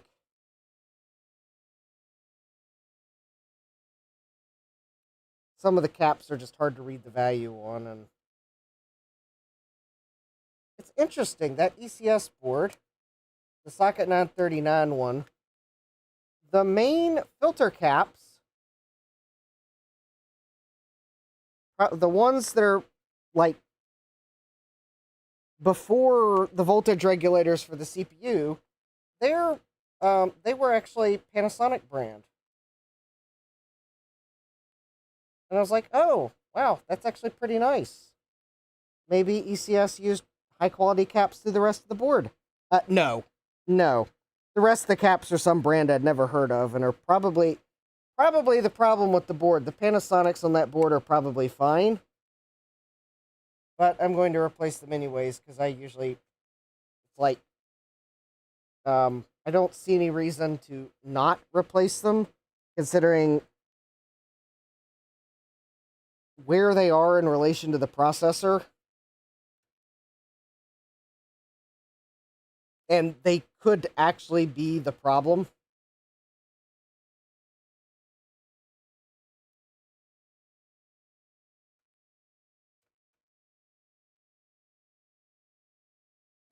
Soccer Wrench says, Explodicon, trademark, branded caps. Yes. Actually, that ECS board that won't power up reliably, none of the caps look bulged, but that's not to say that there aren't caps that are starting to go, that when I start to, it's not to say that once I start to remove caps on it to replace them that I won't find signs of distress. No, they were like not Odin, because that's like the one of the real time clock manufacturers, like Otis or I don't know. It was some weird brand. It was like started with O and was 4 letters. Now I feel like we're playing like Wheel of Fortune or some word game.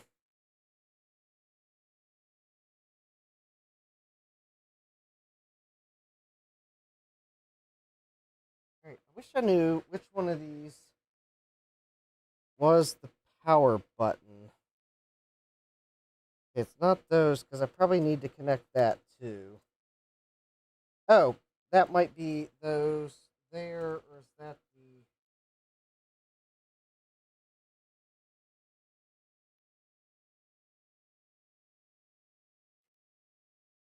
the... Oh, it's that connector right there. Okay. I'm going to have to connect that too. Alright. Thomas Armstrong says, China Kim caps. It kind of feels like that might be the case. Some brand I'd never heard of. Wouldn't it be funny if these caps are that same brand?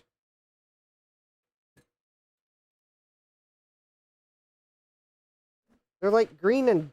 These are green and gold. Oh, there are some Panasonic caps on this board, or at least that's what the logo looks like. Now, whether it's actually Panasonic is anyone's guess.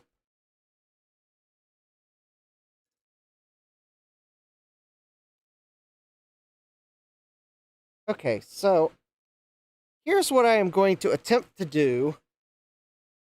It is probably ill-advised. Do not attempt at home. I am a trained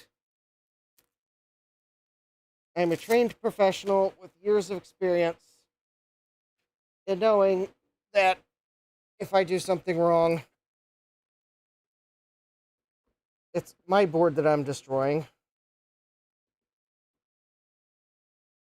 And not, like, say, a customer's board, which I would be a little bit more careful of.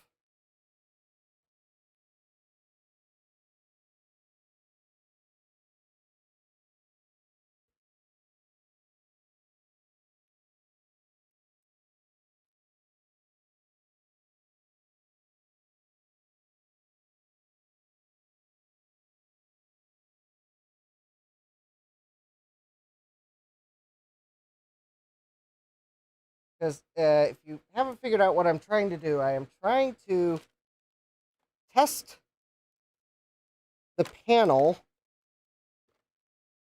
without All right, I don't think this is going to work.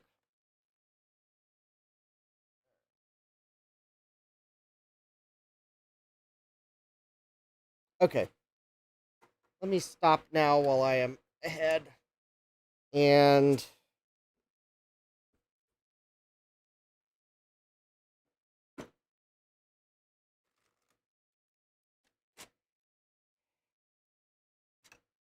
I was trying to not have to completely remove this board because that would mean I would have to unplug these audio cables that are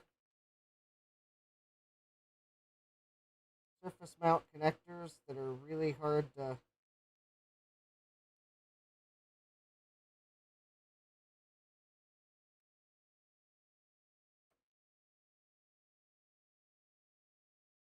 Oh, oh well, I just got them unplugged on this board, no problem.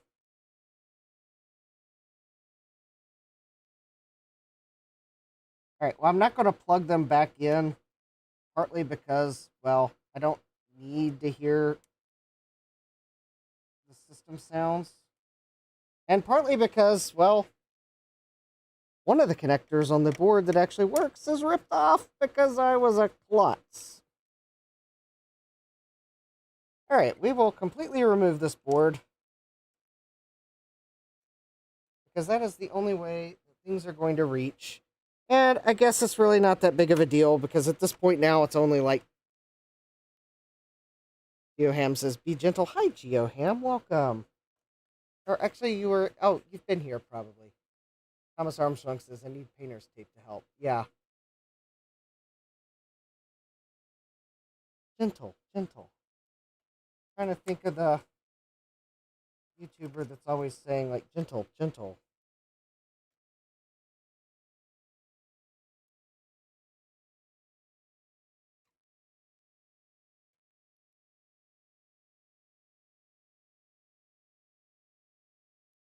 All right, what are we caught on? Oh, we are caught on.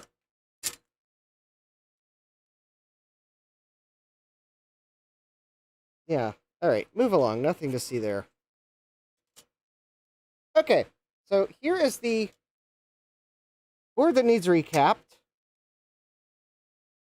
So we can zoom in, enhance. This is probably why it wouldn't power up, because there's one cap that's ready to go off like a rocket ship.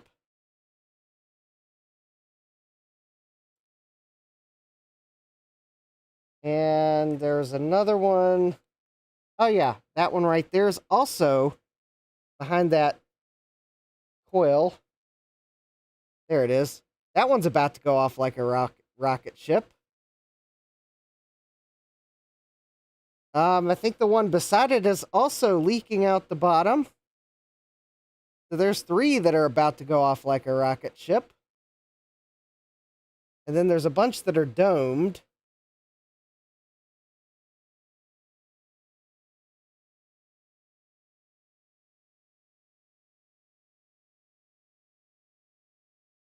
Interestingly enough, on the other board, I think there's a couple polymer caps that looks, or at least I thought they were. Oh yeah, I see it.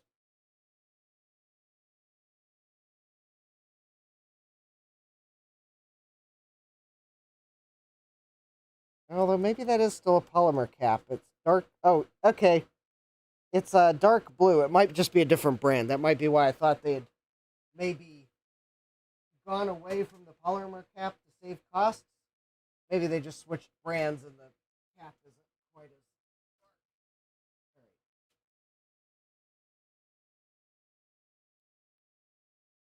So this board is the working board with the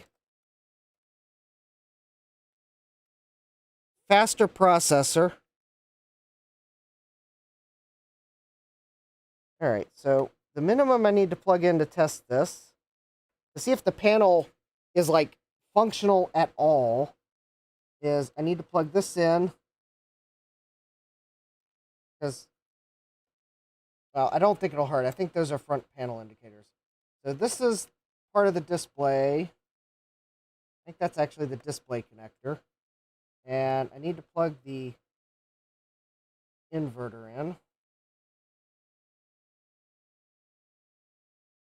That's the backlight. Okay, I don't need to plug those in. I do probably need to ground. That actually grounds somewhere else normally, but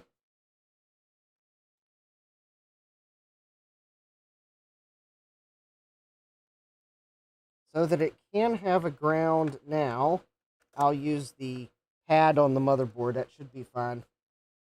Because I think that pad looks like it provides a ground normally. I'm going to remove the USB ports here so that they don't get in the way and potentially short. Because I don't need these USB ports for testing. Come on. Come on. You can do it. There we go. And let me. All right, and then I'll put one screw in here. I'm just gonna put enough screws in that the board doesn't.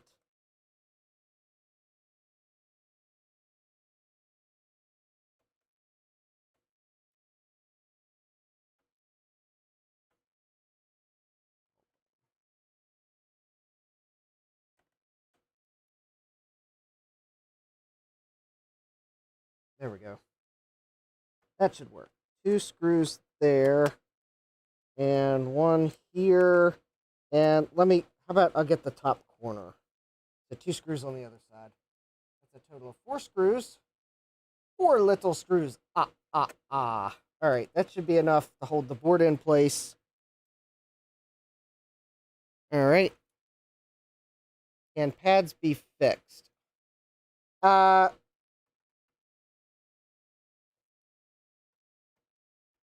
Honestly,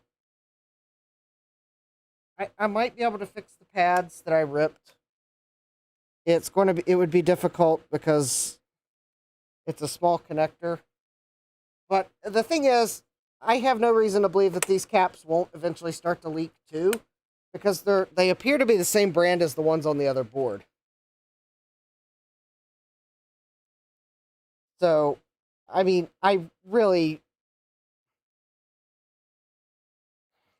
no matter what, it really comes down to I would need to recap a board anyways. So I might as well recap the board I didn't rip a tiny little connector off of.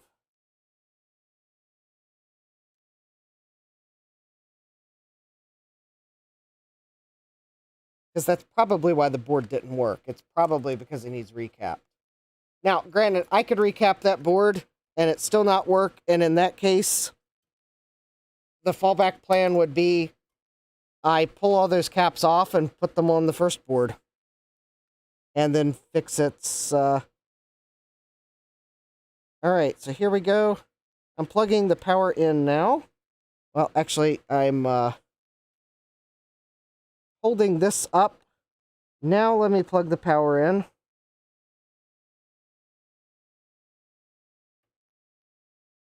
Alright.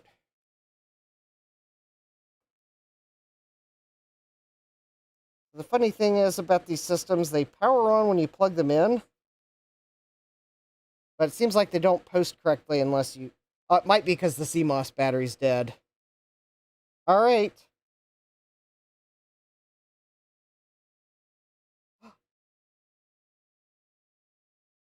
Forgot to plug the keyboard in. Alright. The panel works. Alright. Plugging the keyboard in. Yeah, it probably is original.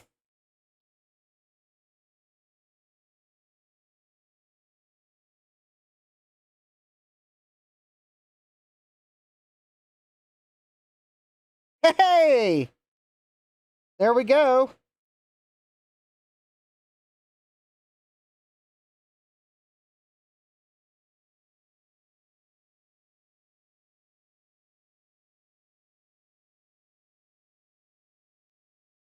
All right, there are a couple pressure marks on the panel.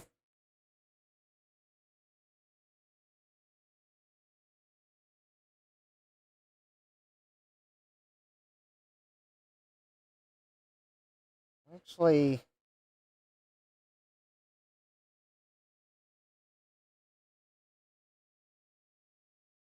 they're actually kind of annoying.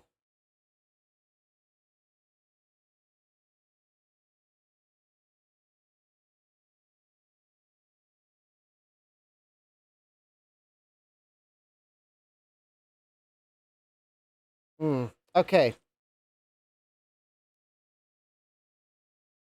So this is kind of all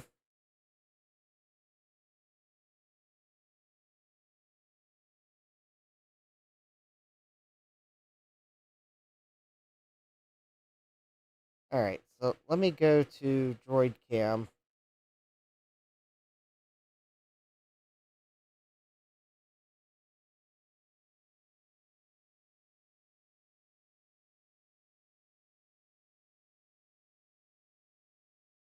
So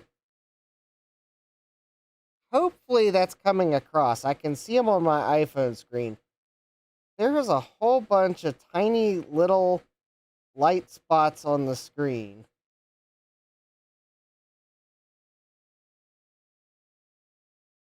And there's like 2 dark blemishes. Now, it's possible those are there because I don't have the whole thing together.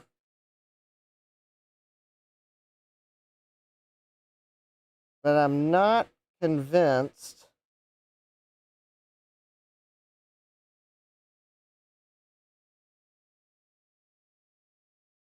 that if I put it back together that those spots are going to go away. And that's a lot of spots. I don't know what the light source is, Thomas. I'm presuming cold cathode. But I don't think the cold cathode is going to cause these light spots in the middle.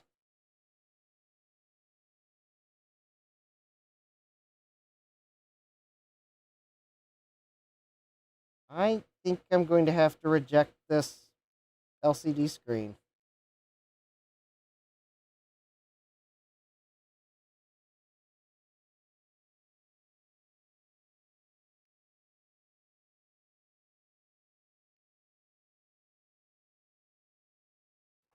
Yeah, GeoHam says seems to be a theme with these displays. Yeah, I'm thinking I'm going to have to say that although the plastic the plastic of this one is in better shape than the other one, I don't know that I want to go through the trouble of using this panel because I'm not convinced. I'm not convinced that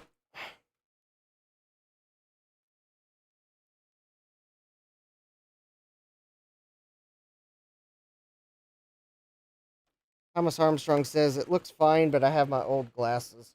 Well, I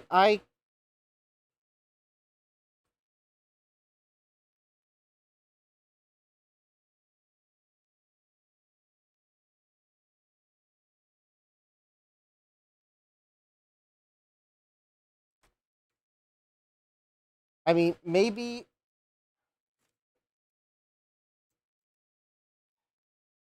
those little splotches would. I don't know, Thomas. I presume there's a manufacturer on the panel, but that's the panel itself is under a metal shield.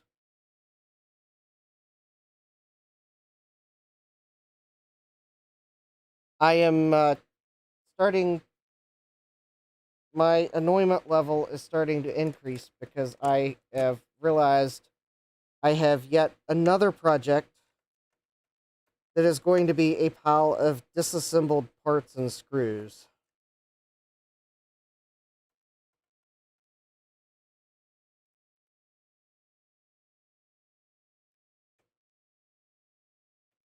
my least favorite kind of project because they take more shelf space than an assembled computer.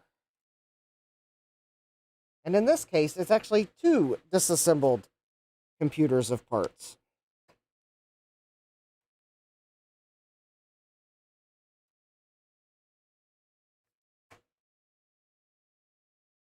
Apparently we are, and I'm, um,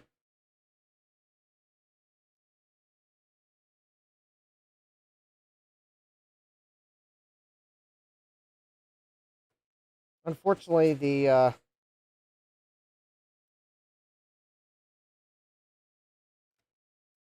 don't know that well,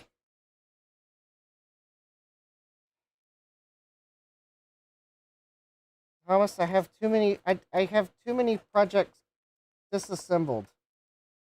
I have so many projects that are disassembled, and I try to put the bags somewhat in an organized way, but this computer, I have removed so many screws, and I've got the screws from the other one that I I I don't have the bench space for a map.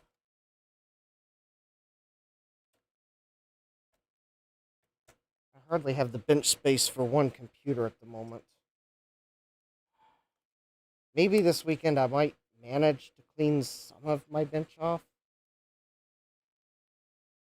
All right, let's see if we can get to the manufacturer of this panel, because then maybe I can find a new panel or a used panel in better shape. I am not using proper screw management. Don't try this at home. Viewer discretion advised. Rated PG for pretty gross screw management.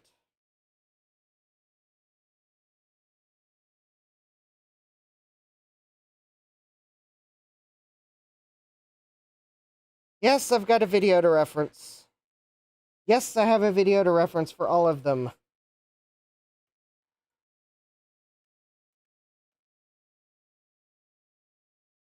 Yes, it takes real time to scroll through a live stream to find where you removed the screws. And yes, it doesn't always get captured on camera.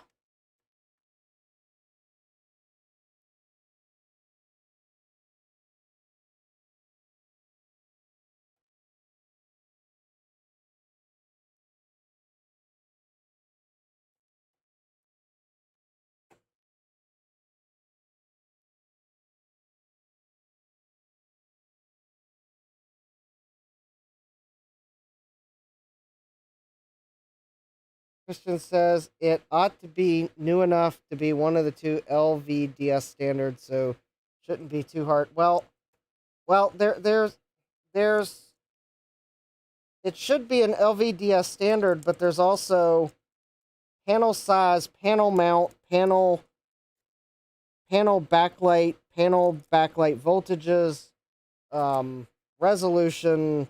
There's like, I think there's still there are still variables, I believe. I mean, yeah, theoretically, I can find the panel. Maybe. I mean, can I find a panel that's in better shape than this one's the question.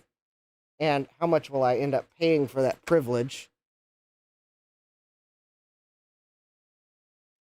Will I be willing to pay what people want for that privilege? Or do I just wait for another cheap Profile 3 to show up?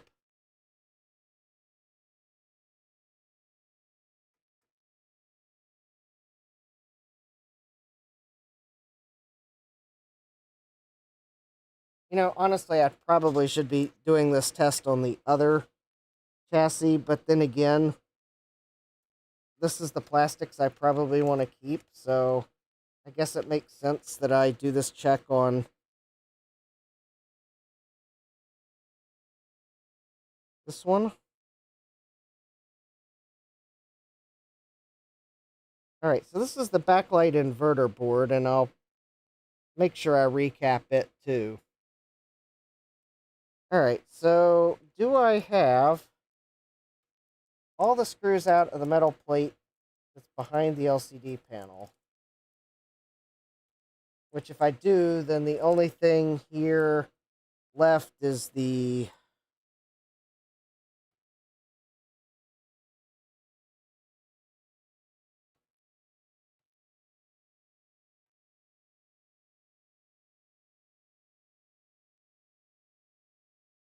all right, let me remove the speakers. Oh, let me remove that speaker.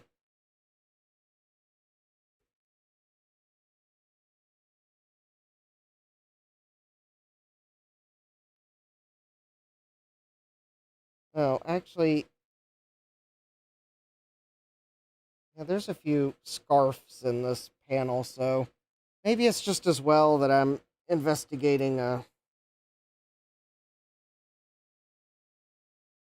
just trying to figure out what panel it is. You are saying don't rip the cable with the Captain tape.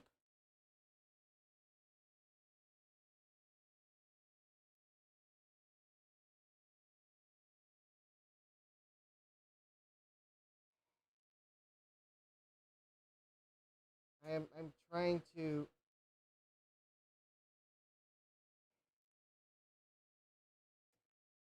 Unfortunately, this is all these screws are probably just going to get put into one bag because they are so mixed up at this point.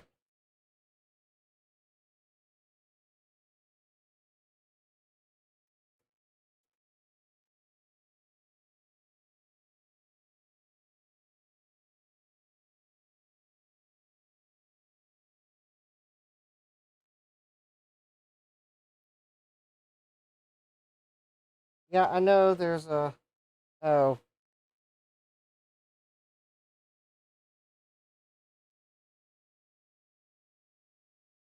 big cable on the back, which I'm probably going to have to unplug,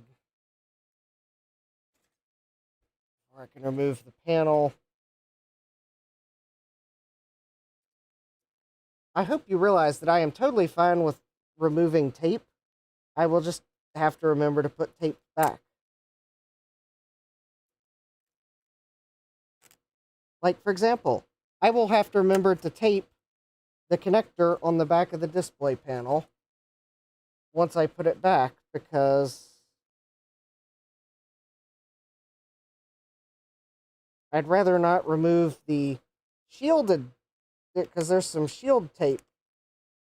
That I don't really want to remove because I don't have like replacement, and it's probably there for signal interference protection.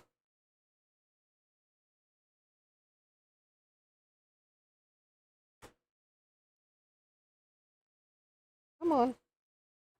Come on, connector. I know you can. I know you can do it. You can do it. You can do it. All right, come on. Come on. There we go.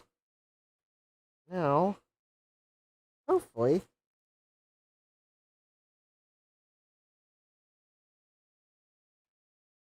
Uh-oh. What's holding the panel in? Oh, tape. Of course.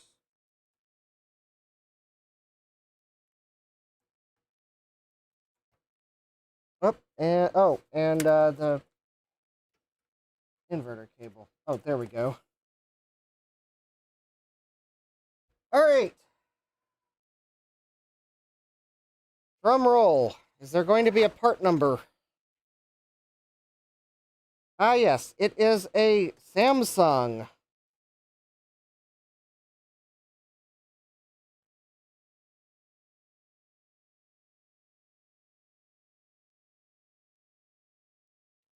LTM 150XS L04.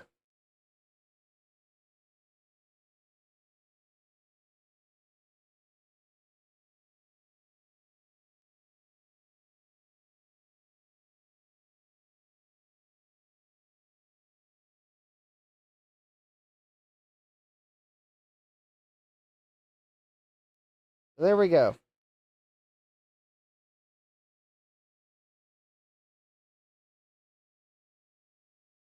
think those are the relevant part numbers. And actually, now that I got the panel out and can really tilt it, yeah, the panel's got some scratches on it anyways. Those were probably there the whole time. I doubt I scratched it tonight. I mean, I could have. So, yeah, I guess in reality, this was a pretty poor panel to pick. In fact, actually, I think this panel is... Either that is the seam where it just doesn't get cleaned behind the display, or this panel might actually be delaminating or something. If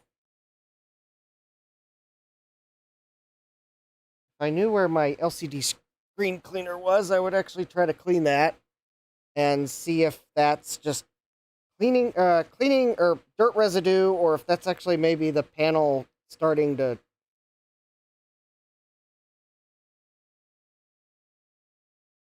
show its old age. All right.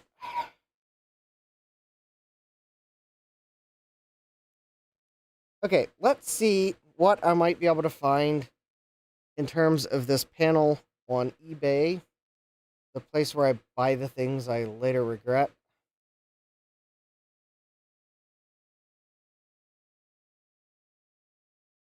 All right. LTM 150 XS-L04.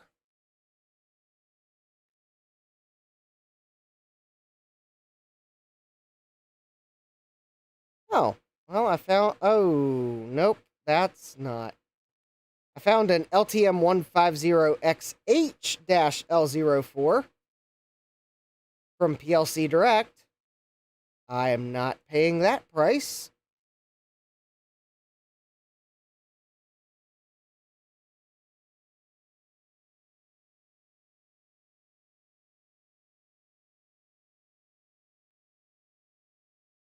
And it looks like it's a different connector, so yeah, that wouldn't work. All right, that panel wouldn't work anyways.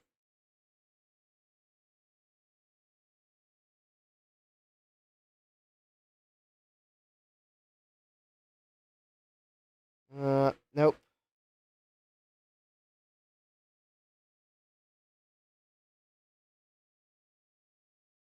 Oh, there's a Samsung LTM 150XS-L01. And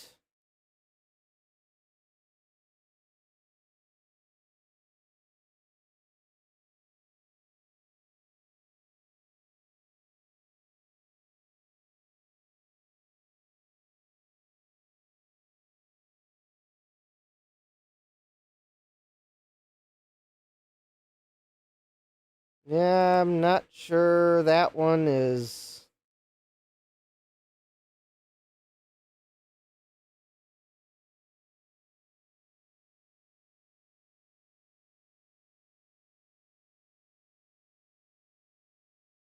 Yeah, I'm not sure about that one. The price is too high.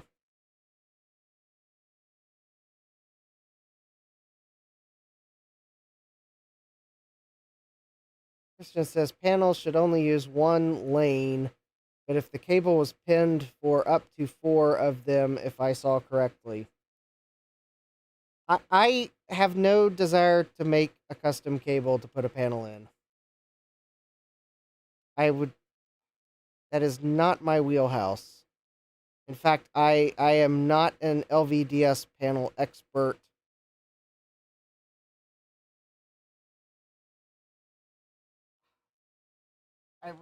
I just want a panel that fits. I don't really desire to have a science experiment.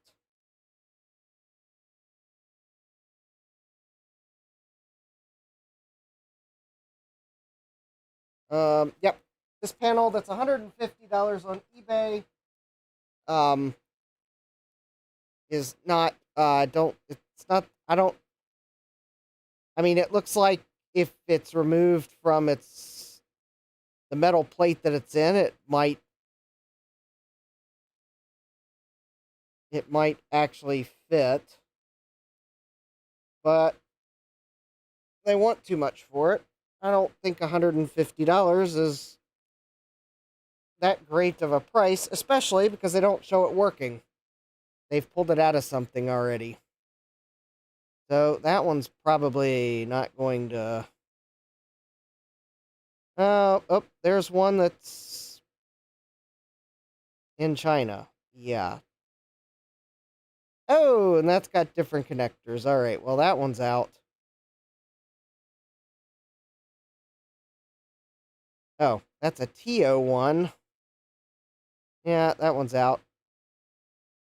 TO1. What's a TO1? Well, there's a seller that didn't bother to take a picture of the entire panel. That's not going to help me. Oh, yeah, okay. So the TO1, the problem is on some of these Samsung panels, this connector here is different. And the thing is, this is the cable that I need to plug into the profile.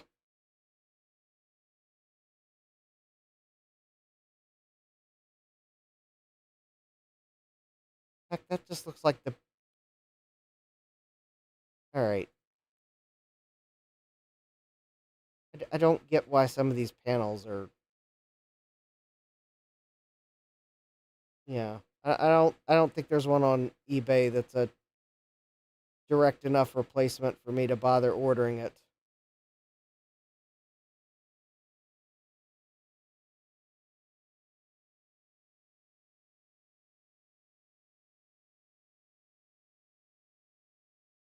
I mean, there's...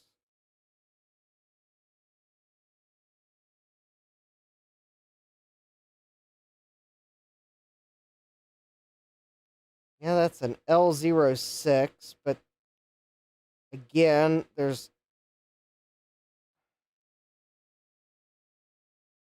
Hmm.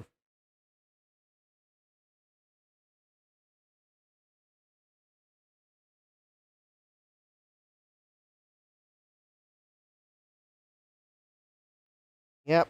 Okay, that one's...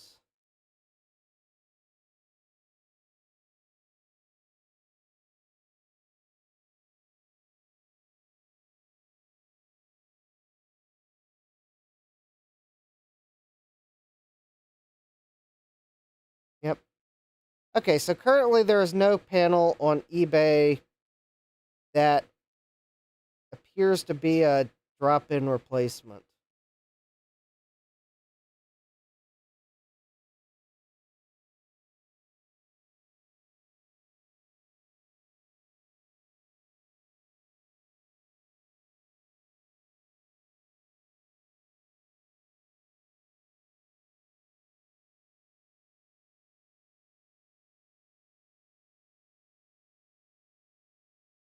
Which is...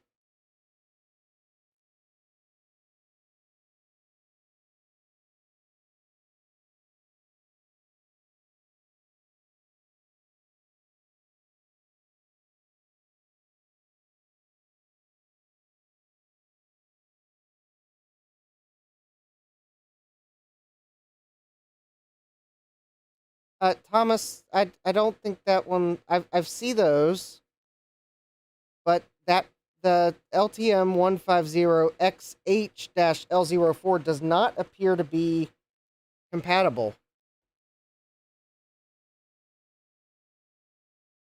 And I will, if I can find a picture, I will show you why in the event that someone can tell me why I'm wrong.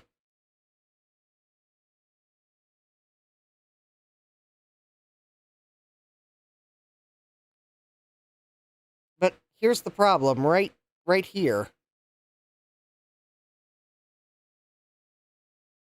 That presumably is the connector to the panel. The picture is so bad, I can't really tell what that is, but that is the only thing that can be the connector to the panel.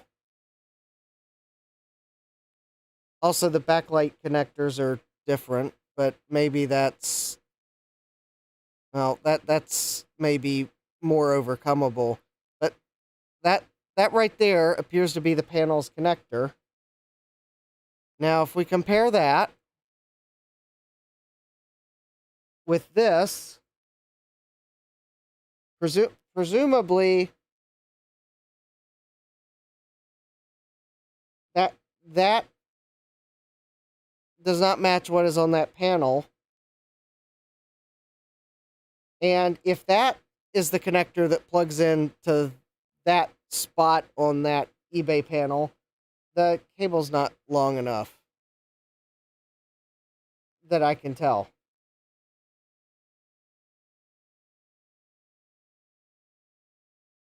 I'm also concerned that the bracket won't go on it because I haven't, of course, that might just be I haven't found a listing that bothered to take a photo of the side of the panel. Maybe if I can find a picture of the, oh, I think it's, it might mount differently too.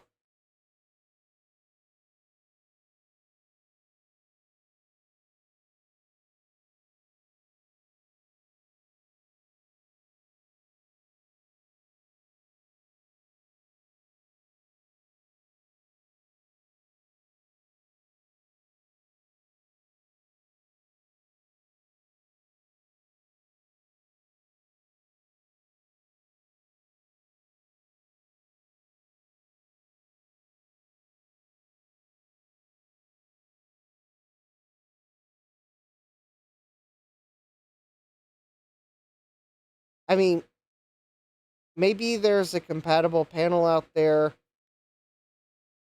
Maybe some of this is less of a problem than I think. Remember, I'm not an LVDS expert. I don't know. All I know is that it's like low voltage differential signaling.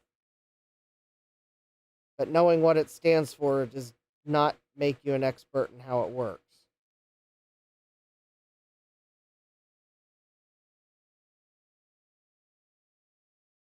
So, anyways, so I guess for anyone that might be watching this and might think they have a compatible panel, so here's the thing. That's where,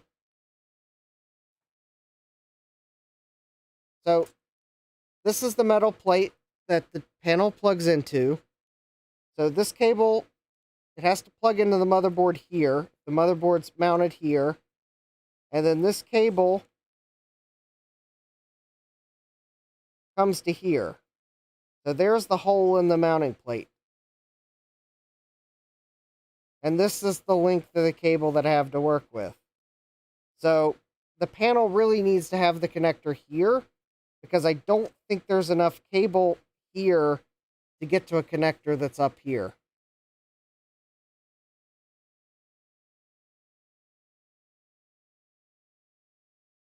Christian says the 4 screw holes on the sides are standardized. Your connector location is weird though. The one you showed on eBay is where it's usually located. Well, I mean, I can't. I mean, Gateway made this choice 25 years ago. I can't fix that. I don't think this cable is long enough to go here. Quite honestly, I thought LVDS cables were usually ribbon cables, and these are separate connectors. So I'm not even sure if that's a standard cable. But anyways, so that's. Oh, and Christian says the 4 screw holes on the sides are standardized. Well, actually, oh, I guess there were 4 screw holes. Never mind. Well, anyways, the problem is that's what I got to work with.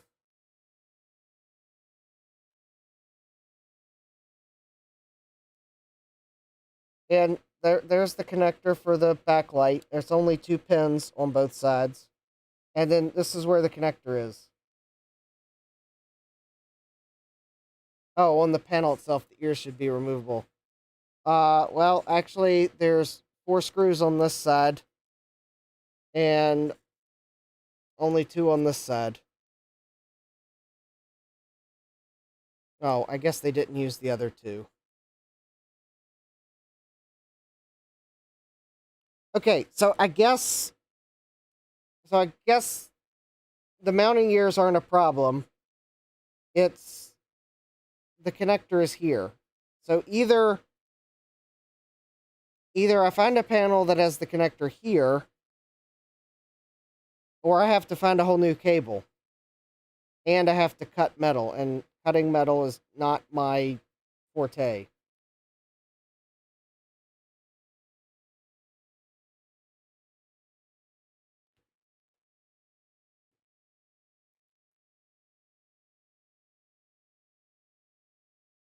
I mean, I realize I can probably do it, but it's not my forte. I just like things to work.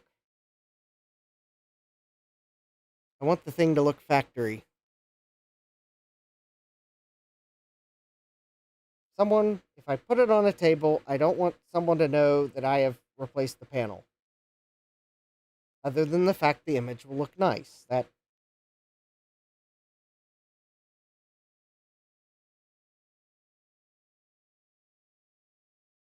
I totally get that there's people that want to hot rod a computer, but actually, I would just like the thing to work.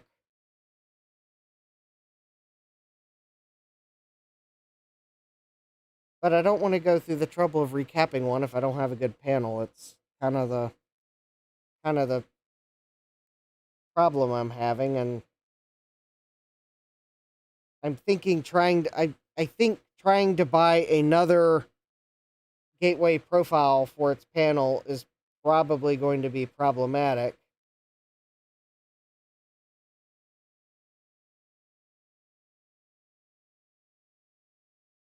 Actually, isn't the one little spot? Wait a minute. Isn't this about the place of the spot on the panel? I'm wondering if this is actually.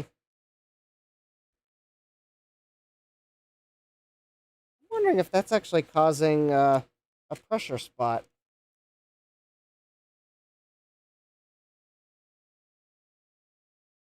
I mean, if I were really thinking that I would find a different outcome by disassembling or taking the panel out of the other one, I would take the panel out, but somehow I suspect it's probably a Samsung panel.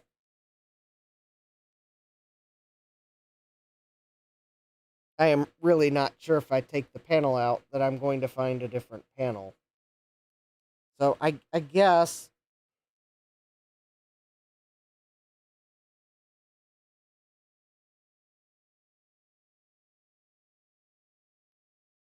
All right, I guess let me just search eBay for a 15-inch LCD panel. Let's see if I see anything.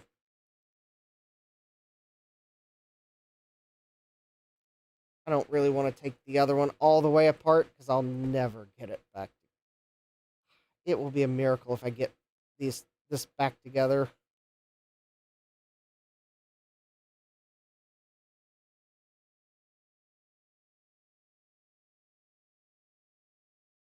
Yes, there's an LCD panel, and it has the connector in the standard spot.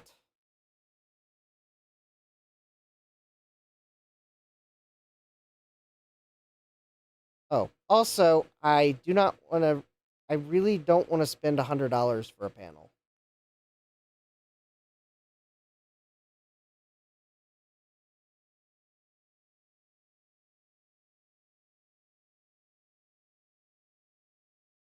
Unless I am sure the panel is going to work. I'll put it that way. Because that would be as much as I paid for an entire. That'd be as much as I paid for the entire thing.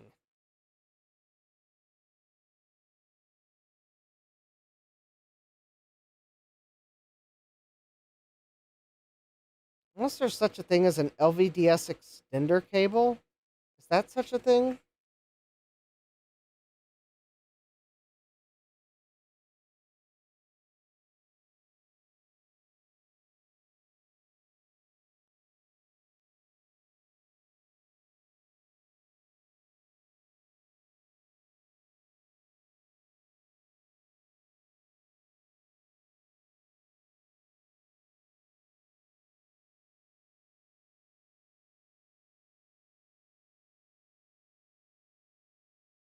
Oh, well, but that's got the wrong connectors on it.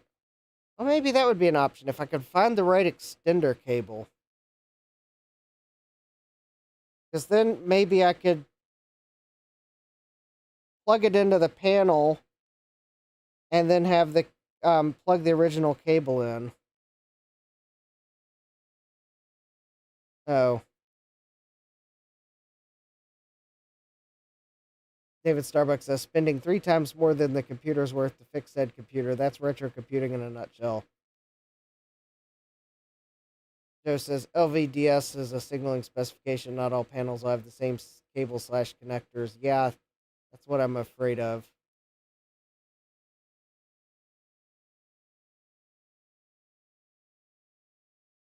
Oh, well, Joe found a panel, but it's got the wrong connectors on it.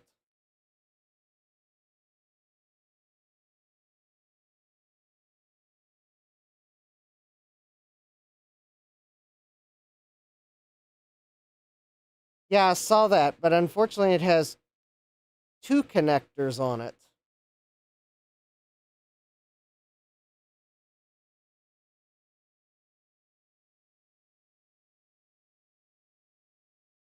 Which I don't get what that is. Oh, just move the PCB from your panel to that panel.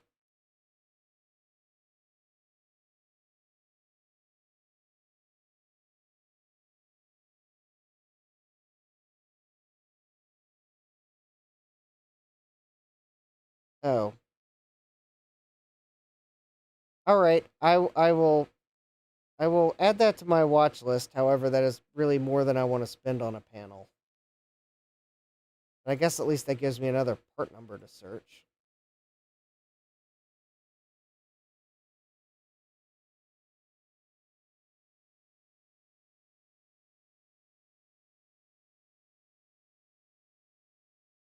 Oh, a more expensive one?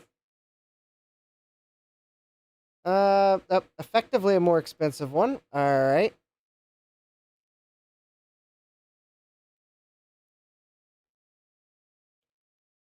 Well, that one's more as much. More expensive. As much. More expensive.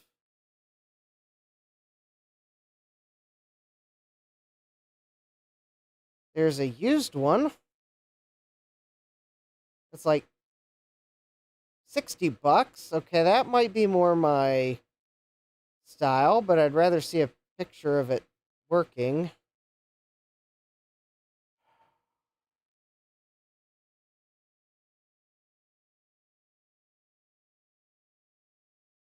All right, the one that's $60.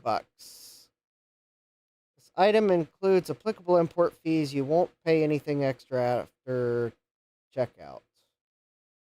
$60. Blurry photos. Shipping from China. Comes halfway across the globe. It's just an LCD panel. Huh, this could be plenty of regrets. Oh, it's got a 60-day warranty. That's excellent.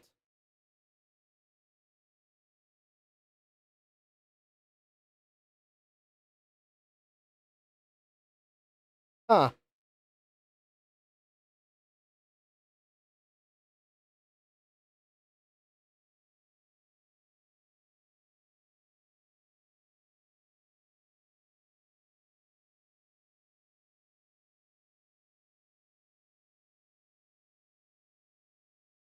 Joe's saying, I want this machine to be perfect. Also, I don't want to do the thing to make it perfect.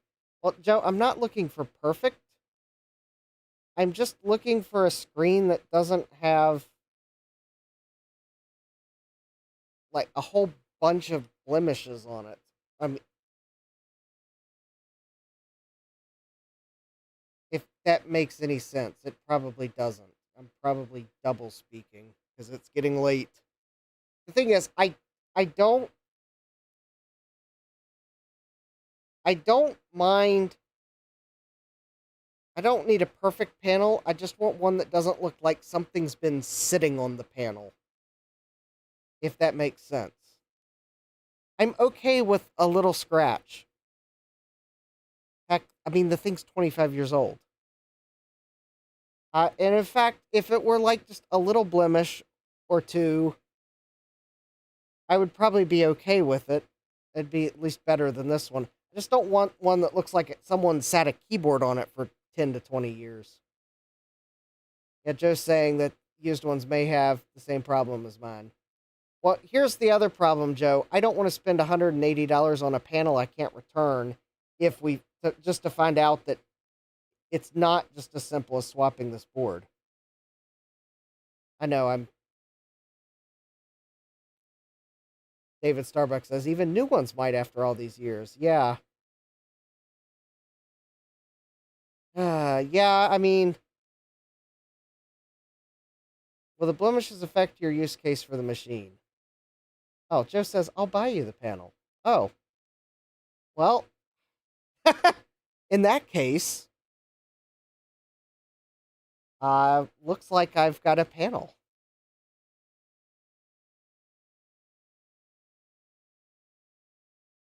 I will accept your offer, Joe, and we will order the new panel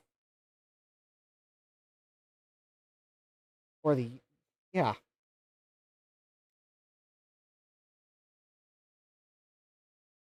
I mean, in reality, would the blemishes affect my use case for the machine?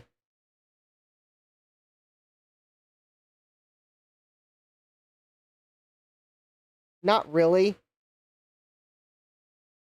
I guess in reality, the blemishes wouldn't affect my use case for the machine. But if I'm going to go through the trouble of recapping the motherboard and putting it back together, thank you, Joe. All right, Joe says buy a panel. All right, well, looks like we are buying a panel. Yeah, if I'm going to go through the trouble of recapping it and putting it back together,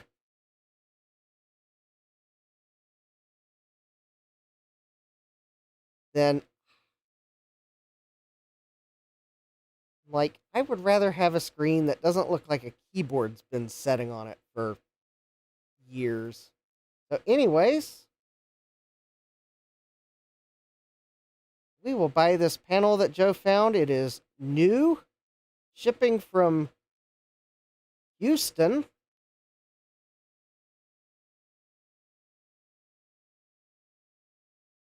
And when it comes in, well, and that means I'll have to order caps for the motherboard.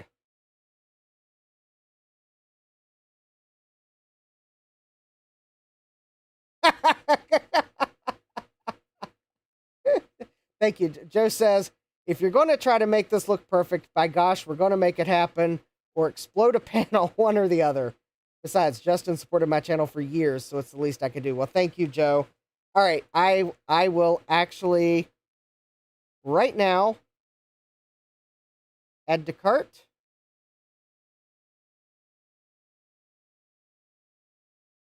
Go to checkout.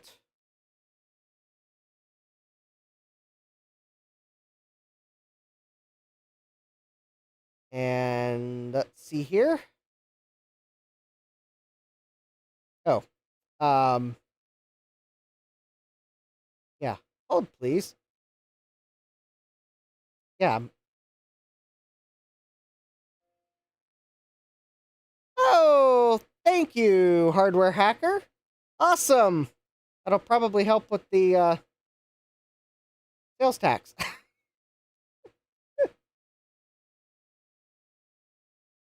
All right. PayPal.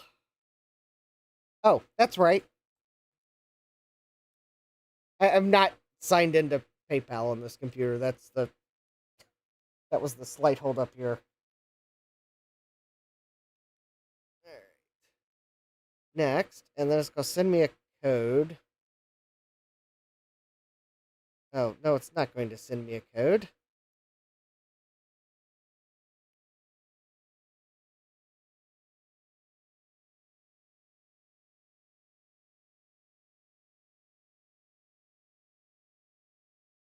It's, of course, going to ask for my password. Then it's probably going to send me a code. All right, let's see here. Excellent. All right, we are going to pay. And there we go.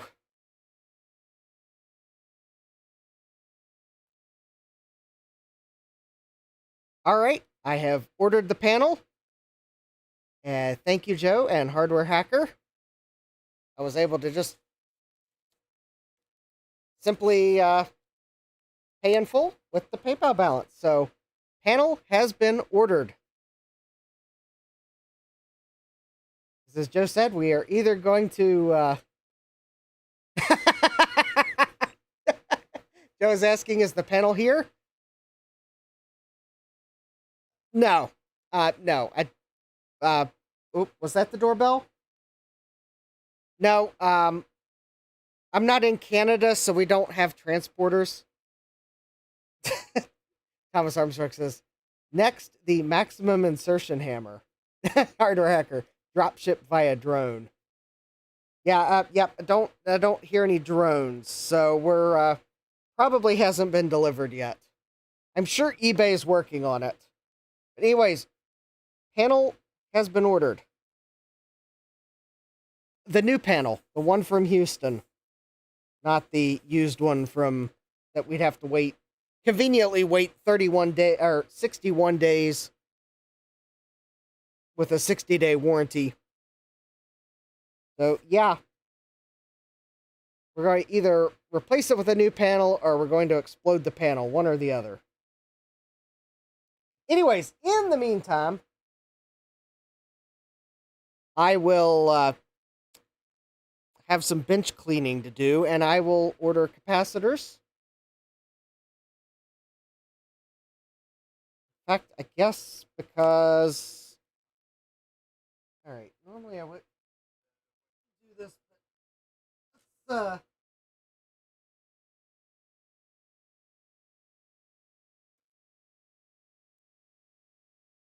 oh, here we go. Ow.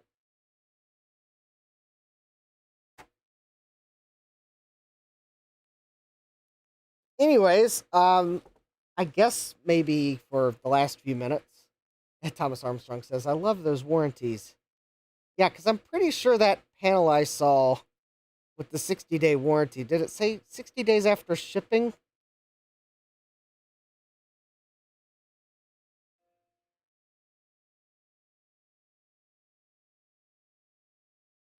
Where did it say 60-day warranty?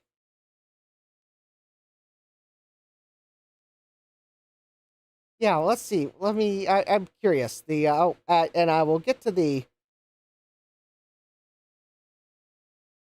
We offer 60-day warranty on all items.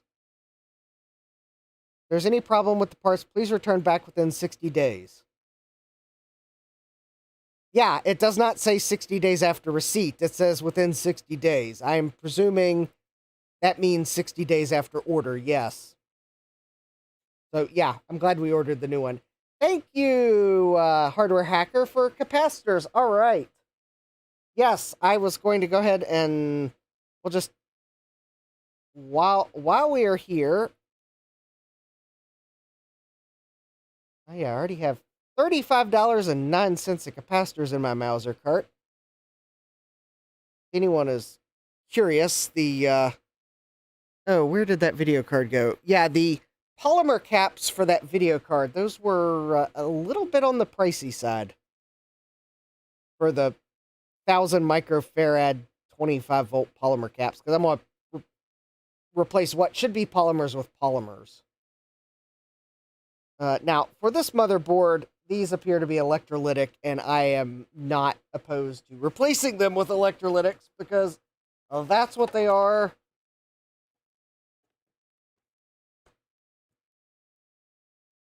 And given the number of caps on here, replacing them with... Oh! Thank you! Thank you, hardware hacker. Wow, I have smashed through my tip jar goal. Thank you all. All right, so I am glad Gateway used one of a few small values. Extra help for the capacitors. Thank you. Yes, I have already missed Mauser's shipping deadline for today. So I am not going to order the capacitors today. I will order them probably Monday morning. Sunday evening, Monday morning.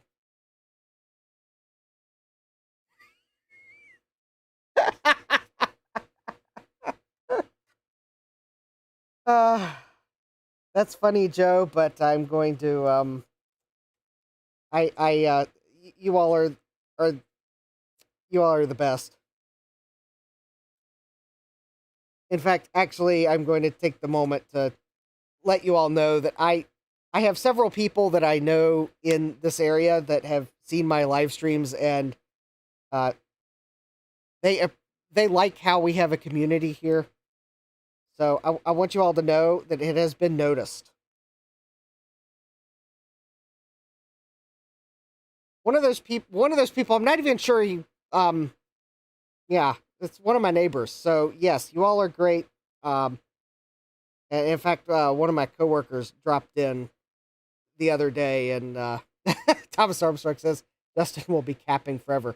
You better believe it. That's why I wear a cap. All right, so this is kind of how I'm going to pick capacitors for this board. This is actually probably going to be an easy board because it looks like, if I had to guess, it looks like there are 1, 2, I think there's 3 different values of caps up here. And I have a feeling these are probably going to be the same as one of these values. Oh, I'm not counting the audio, these ones here. I'm looking at these green ones. So it looks like there's actually 4 values. 5. 6. Oh, and there's some surface mount electrolytics. I'll probably, down here, I'll probably get replacements for those too while I'm at it. So I think looking at this board, it looks like there's probably 6 to 8 different values of capacitors, which is actually pretty good if that's the case. Because it looks like up here on the top we have 220 microfarad 25 volt, 1000 microfarad 6.3 volts.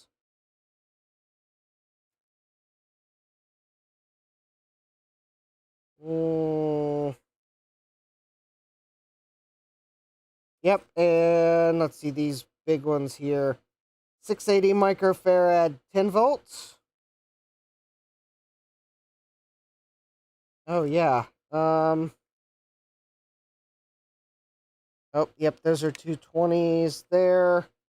And I think these are let me push that back in. 220s.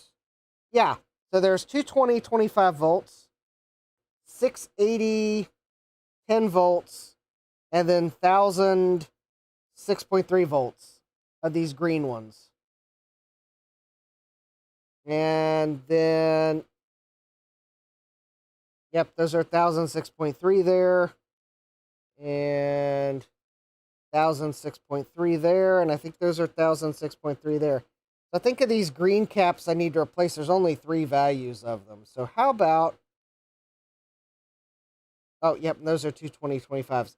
That makes it easier because now I only need to find 3. So that's 3 of the caps right there. So here's how I would, how I will find caps for these. So we'll start with, actually, I'll start with this one here, because this one's in a good place to measure. Now, for these caps, I am going to have to keep in mind the height clearance, because I don't really know how much extra space there is above some of these. But I do know that as long as they're shorter than the PCMCIA card slot, then we're probably fine. Oh, let me unplug the FireWire module before I manage to bend it up.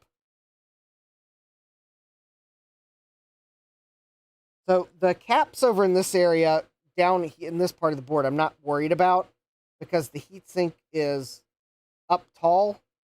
But these caps near the edge of the board, because of the way the case slopes, I do need to be careful about picking caps here.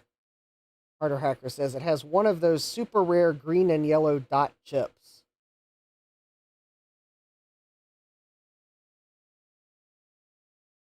Oh yeah, it's a wind bond.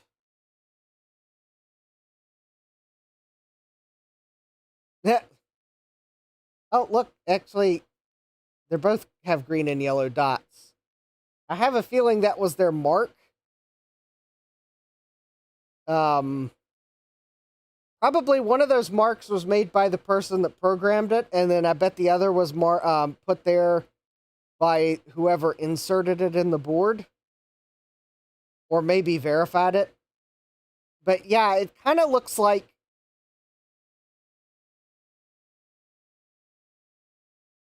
Yeah, it looks like one of the colors probably means that it went through programming. And then the other one's probably that someone checked it after insertion to make sure that the chip got inserted in the correct direction. Or programmer and tester, yeah, or someone programmed it and then someone else tested it to make sure it got programmed correctly. Anyway, yeah, probably two different colors to indicate that it went through both steps. That way, I guess if you got to the insertion or whatever and it only has one dot on it, then you'd probably not insert it. And anyway, so basically, take the calipers and I'll measure the diameter. So these are 10 millimeter in diameter. And then I'll measure the height of them, which is about 11 and a half. So it's probably a 12 millimeter. I'm pretty sure 12 millimeters would be okay, because the PCMCIA card cage is about 13 millimeters tall. So I think we have a little bit of wiggle room. Not... kind of looked at the way the case is curved. Although these are inset enough.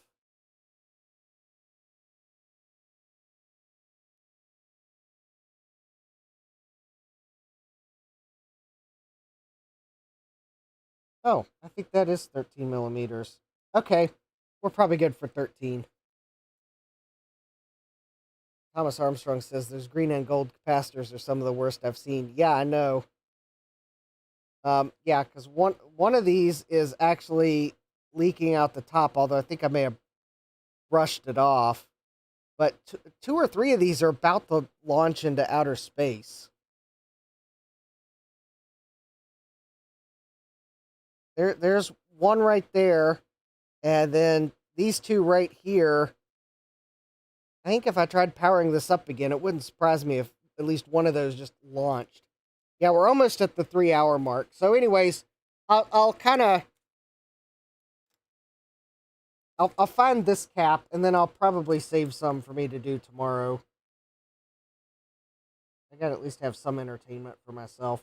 And I think the lead spacing is probably 5 millimeters.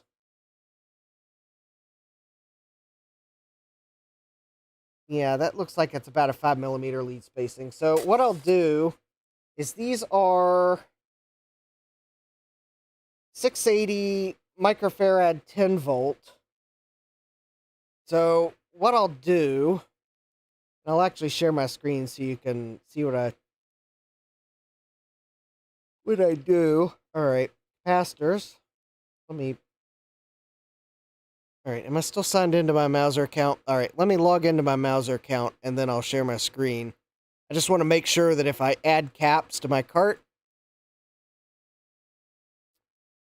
that it adds caps to my actual live cart and not the cart on this computer in case I then go look for stuff on another computer. So what I'll do to find caps is, so I'm just going to look for aluminum electrolytic capacitors for this board, because these are just aluminum electrolytic, and I don't think there's any reason to substitute. All right, these are radial termination. The way I remember that is axials are like the axle of a car. I know that's probably bad, but hey, it works for me. All right, so these are 680 microfarads, and I am going to use the same capacitance. They are 10 volt, but I think I would go up to 16 volts if I can find a better match. All right, the diameter of these was 10 millimeters, and that I need to really stick to. The length is 13, and I could probably go up to 15 won't get me much more. All right. Let me apply these filters and let's see what else we have. Yeah, 16's probably better because those 10 volt caps are probably on the...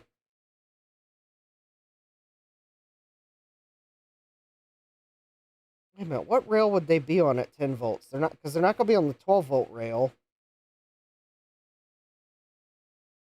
Yeah, I don't know what rail they're probably on the 5 volt rail. Thomas says the caps were supposed to look like the Worth brand out of Germany. Oh, did Worth actually not used to be red caps? I didn't realize that.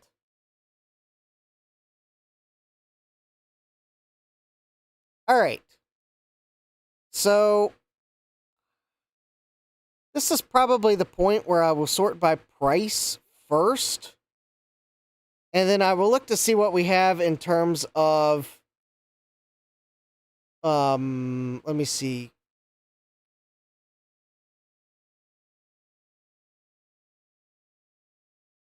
Yeah. Okay, so I don't need to see that column. So basically what I'm going to do is, so here's actually a Worth cap. Red was the high-end audio stuff. Oh. All right, so I could get this Worth cap. It's in quantity 1, 39 cents. Quantity 10, not that much off. I'm not, the tariffs, at least so far, probably, well, actually, probably most of these caps are going to have a tariff charge anyway, so I'm not too worried about that. But those are 2,000 hour caps. If I get these, Kyocera AVX, I mean, those are probably okay. But those, but they're 6,000 hour caps.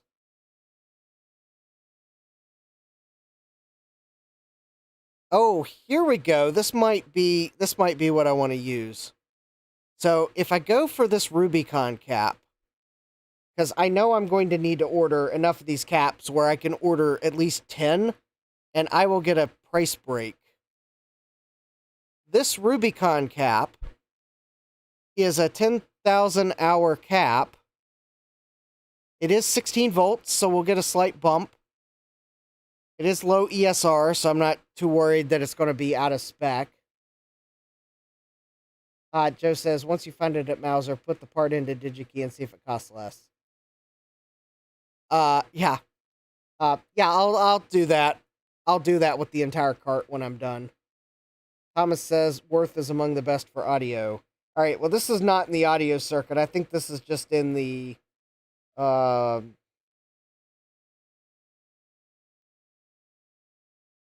think it's in the... probably the power supply circuit. I can't really tell what it's for because the power connector is...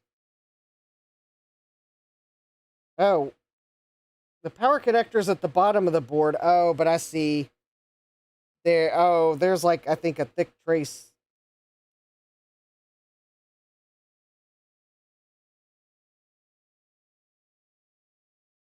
Oh, I bet that is the power supply of the board. Okay. Because I think the trace from the power connector goes around and up to the top of the board. Yeah, I think that's in the power supply circuit. Oh, what's the voltage of this? Oh, that's a weird, oh, wow, this is weird. All right, I gotta go back to the camera. I just realized there's a label on the bottom of this gateway power supply. So this is a gateway computer to be used only for IBM management approved purposes. And this is a gateway power adapter. So someone at IBM had a gateway profile 3. What is the voltage output by this? It is 12 volts. Okay. That I did not realize that was there, or I had forgotten it was there. I hope someone contacted assets control before moving this, or in this case, before removing this, because you're not having it back, IBM. Not after I put a new LCD in it. Thomas Armstrong says, "Guess they like the cow." Yeah. So, anyways, I think for these caps, I will probably just get these Rubicons because they're 10,000 hour caps. And if I'm going to go through the trouble of recapping it, I think I would rather pay just a few cents more. Oh, actually, here's another thing to note. Note, these first few caps say tariff. But then we get to Panasonic and Rubicon. These are Japanese caps. So this cost here is actually that is the price I'm going to pay. Whereas if I went up and got these Kemet brand, I mean, nothing against Kemet. Kemet makes a good cap, but I'm going to pay more than this price. So I'm going to go for the Japanese caps. Yeah, Thomas Armstrong says 10,000 hours is longer than I have to worry about. Yeah, I don't want to worry about these caps again. So I'm just going to order the Rubicons and be done with it. So I need 1, 2, 3, 4, 5. I need at least 5 of them. Oh, and also what I normally do when I'm ordering caps is this is usually the time where I'll pull out, especially if the caps don't already have a mark on them, and I will start to. I will take in this case, since there's no mark on the. Oh, you can't see what I just did because I forgot to change the camera angle. So, anyways, I will take a paint pen or something, and I will start marking the caps as I find replacements for them, so that when I'm done with the entire board, all the caps should have a mark on them of a color of my choosing. So if they had a factory mark of red on them, then I would pick a different paint pen. And I have several colors, so like if they used red at the factory, I'd probably use purple or something like that. Anyways, that way, as I go through the board and I order caps, then I will... Yeah, because those are the... Which ones are those? Those are the, yeah, 680 microfarad 10 volt. And that way, if I get through the entire board and they all have marks, then I know that I found all the caps I need to order. So there's 5 of those caps.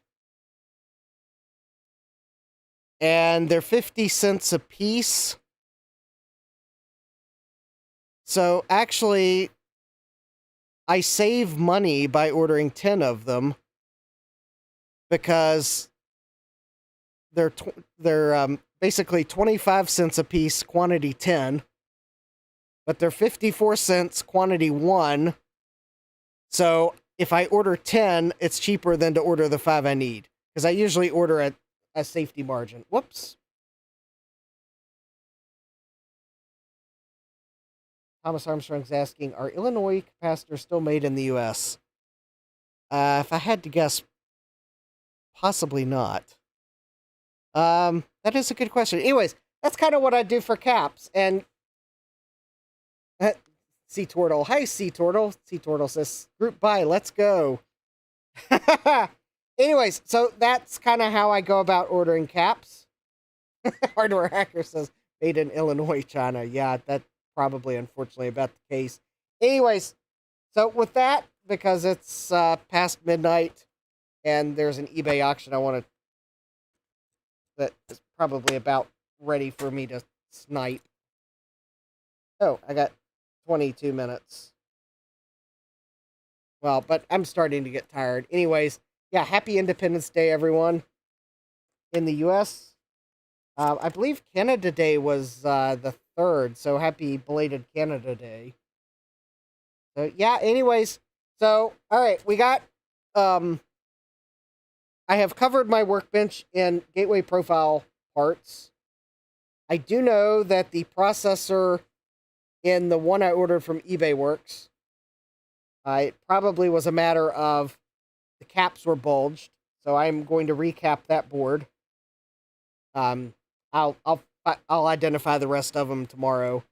We figured out that probably the best thing to get a nice panel is to order one, and thanks to Joe of Joe's Computer Museum's generosity, I have ordered the new panel, and thanks to Hardware Hacker, I will have caps for this board, plus a few other boards, so thank you both. And if there was anyone else, I am scrolling through. I think that's everyone from tonight. So, yep, I have some cap searching to do myself. So, woohoo! And, yeah, I guess with that, don't forget to smash that like button if you like it when I try to get these old dinosaurs up and running. Subscribe and turn on notifications so you know when I go live next. Next week, let's see here. Next week, Thomas Armstrong says the Atari caps are the same parts. Yeah, the Atari caps are the same parts, but I don't necessarily need to constrain myself to a small of a caps for this board. Although, yeah, certainly if the Atari caps, if I end up ordering the same ones for that, then I'll make sure I order a few extras. So I will keep that in mind. I will double check once I go through this board that if I can just order a few more and get the Atari, then fine. I won't order from Console 5. I guess the reason I order cap kits from Console 5 is to save me time, because if I have to go identify caps for a board, then it takes me time. But if someone's already done it, then it might cost me a little more for the caps, but it saves me time, and that's time I can use for identifying caps for another board that there is no kit for. Because I have several boards that need caps, and there is no kit for them. So, kind of one of those, yeah, if I can save myself a little time, then I can cap more boards. So, yeah, Thomas says time for coffee. Well, for me, it's time for bed, and hopefully I will be ready for bed right about the time to snipe an eBay auction for a poster. Yeah, a poster.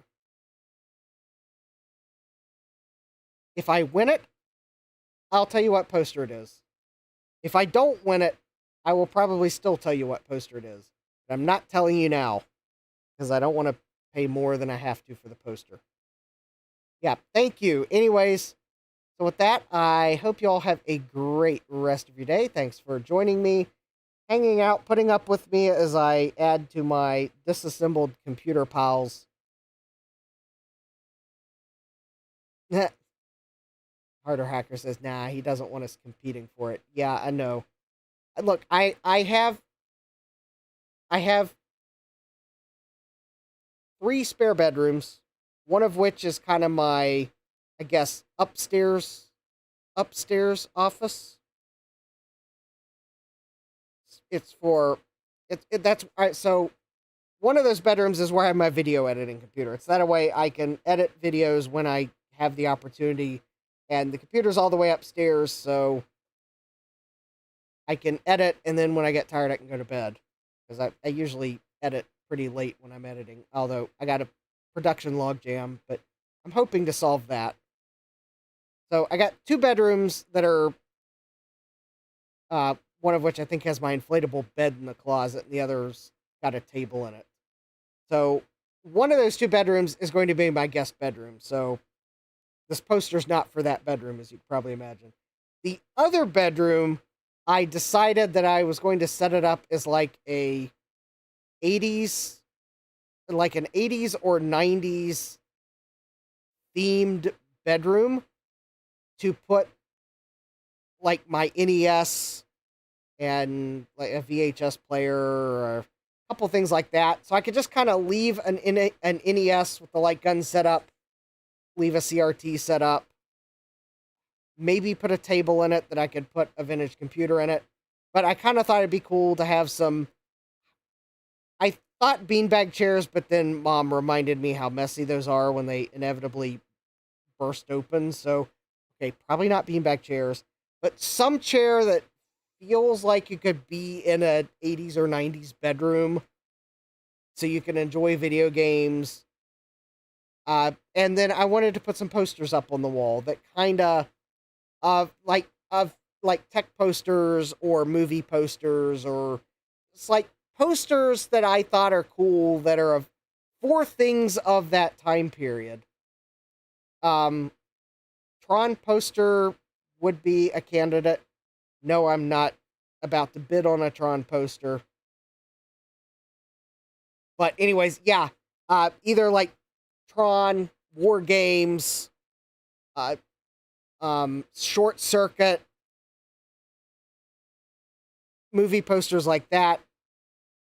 Not, I mean, as much as I like Ferris Bueller's Day Off, I was going for more like tech movies, but yeah, Tron or things like that. Posters of old computers. So like if there were advertising posters for some of the old vintage computers, or I've got one that I got at the thrift shop while I was thrifting a couple weekends ago. It's The Wave of the Future. Yep, Short Circuit and Short Circuit 2. But anyway, it's The Wave of the Future. So on the left side, you've got the Japanese wave. I guess the left side of the Japanese wave photo. I forget the name of the painting. And then it's got like digitized waves. And then it has like the 3D line render of the waves. So it's kind of really cool. And it's framed. It's a bit faded, but it is a vintage poster. And it was $10. And I was like, okay, I'm getting this. It's really cool for $10. And the only reason I haven't hung it up yet is because I'm thinking of painting the wall first. Because I'm going to have to put some pretty significant anchors in the wall because it's a quite heavy poster. I'll have to show you sometime when I can get a good photo of it. But it is a cool poster. But yeah, when I get it set up, I will probably do a video on it. Or at least a short or something on it. But at the moment, all I have is a poster that's not hung up and a table. I haven't even bothered to take a CRT TV upstairs yet. Because I was trying to decide which one. Because on the one hand, I've got a 20-inch CRT down here. Or a YouTube post, yeah. But I've got a 20-inch CRT down here with a DVD player. That I thought that one would be cool because it's a large screen. But then I realized, wait a minute, it's got a DVD player. I use it to, like, if I want to watch a movie while I'm working down here and not streaming. I was like, no, I don't want to take that one all the way upstairs because it's the one I use to watch movies on while I'm working by myself. So I'm like, nope, that one's not going up to the bedroom. So I got another TV with a DVD player in it. But I got to look at how old it is because it might be new enough that it adds processing lag, which that wouldn't be good for a light gun. Thomas Armstrong says, watch the DVD eraser. Yeah. So I'm thinking of just taking my TV with the VCR built into it, because I know that one would work with a light gun. And it's actually probably a, like, 90s TV, so it fits the theme. Yeah. I'm not necessarily needing the biggest of screens. I want something I can set up the NES with the light gun with, and other video game consoles, so it's possible I may have more than one TV in the room. I just want one that works with light guns, and then we'll negotiate. Haha! Hardware Hacker. Ooh, a super chat. I'm an 80s kid. The 80s were awesome. Thank you, Hardware Hacker. That will, I will put that $2 towards posters. 40-inch Sony Trinitron. I have a rule for the bedroom is I need to be able to move things into it myself, so that I don't have to pay movers. Because if you want, movers cost a lot of money around here. I'm not even going to imagine, because I actually bought a piece of furniture from a thrift shop around here, and it was way too big to put in my car, even disassembled. And I think the piece of furniture cost $200. And I think the movers cost about $160 to deliver it to me, or $150. It was, I really wanted the piece of furniture, though. So it's kind of yeah, now that I know how much movers cost around here, I'm careful with what I buy and fall in love with, that I will have to pay someone to move it to my house. Yeah, it was, yeah.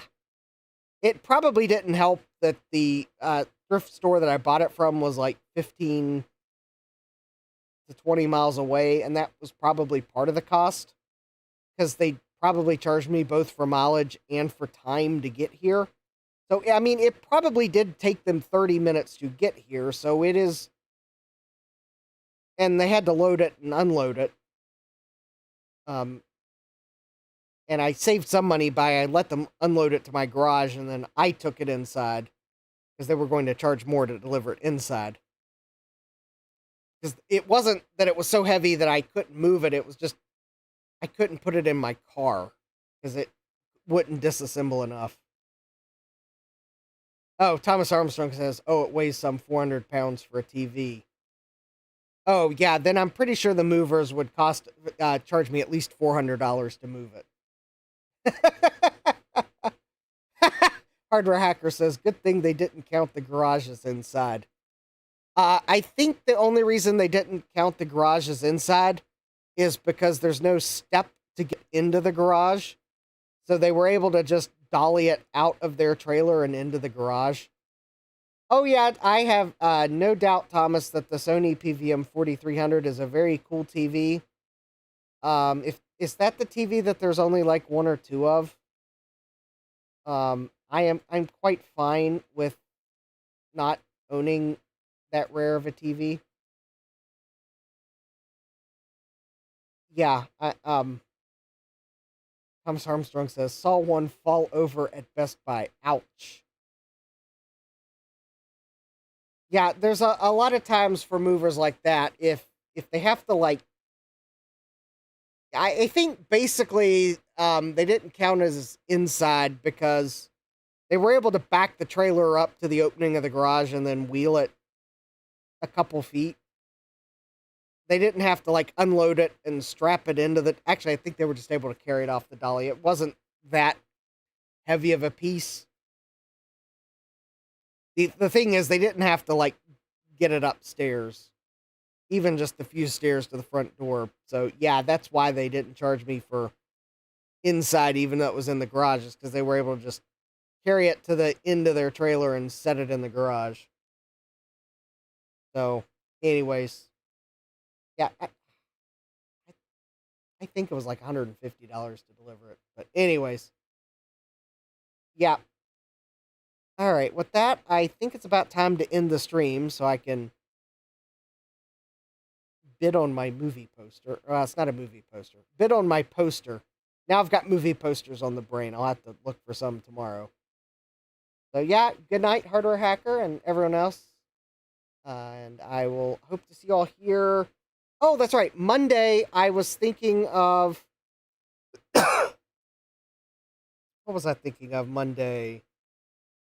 Monday. Oh, maybe Monday I might actually do the Mac stream that I keep putting off. And then next Thursday, I was thinking of actually possibly looking at the Apple IIc that I keep forgetting that I have. Hardware Hacker says, hey, 1221 spelled backwards is 1221. Yeah.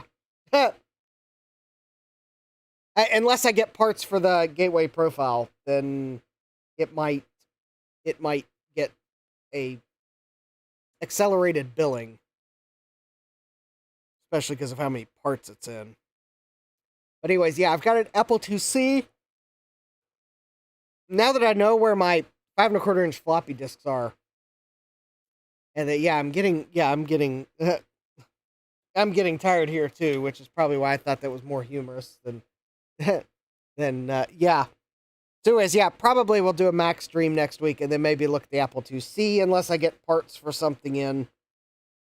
And yes, I think Monday we will have Wheel of Regrets. I think by then I will probably have a few things have come in. Because I did get something yesterday that is a Wheel of Regrets candidate, but I decided tonight, given how much of a stretch goal trying to get a profile back together in 3 hours was, I decided to not try Wheel of Regrets tonight.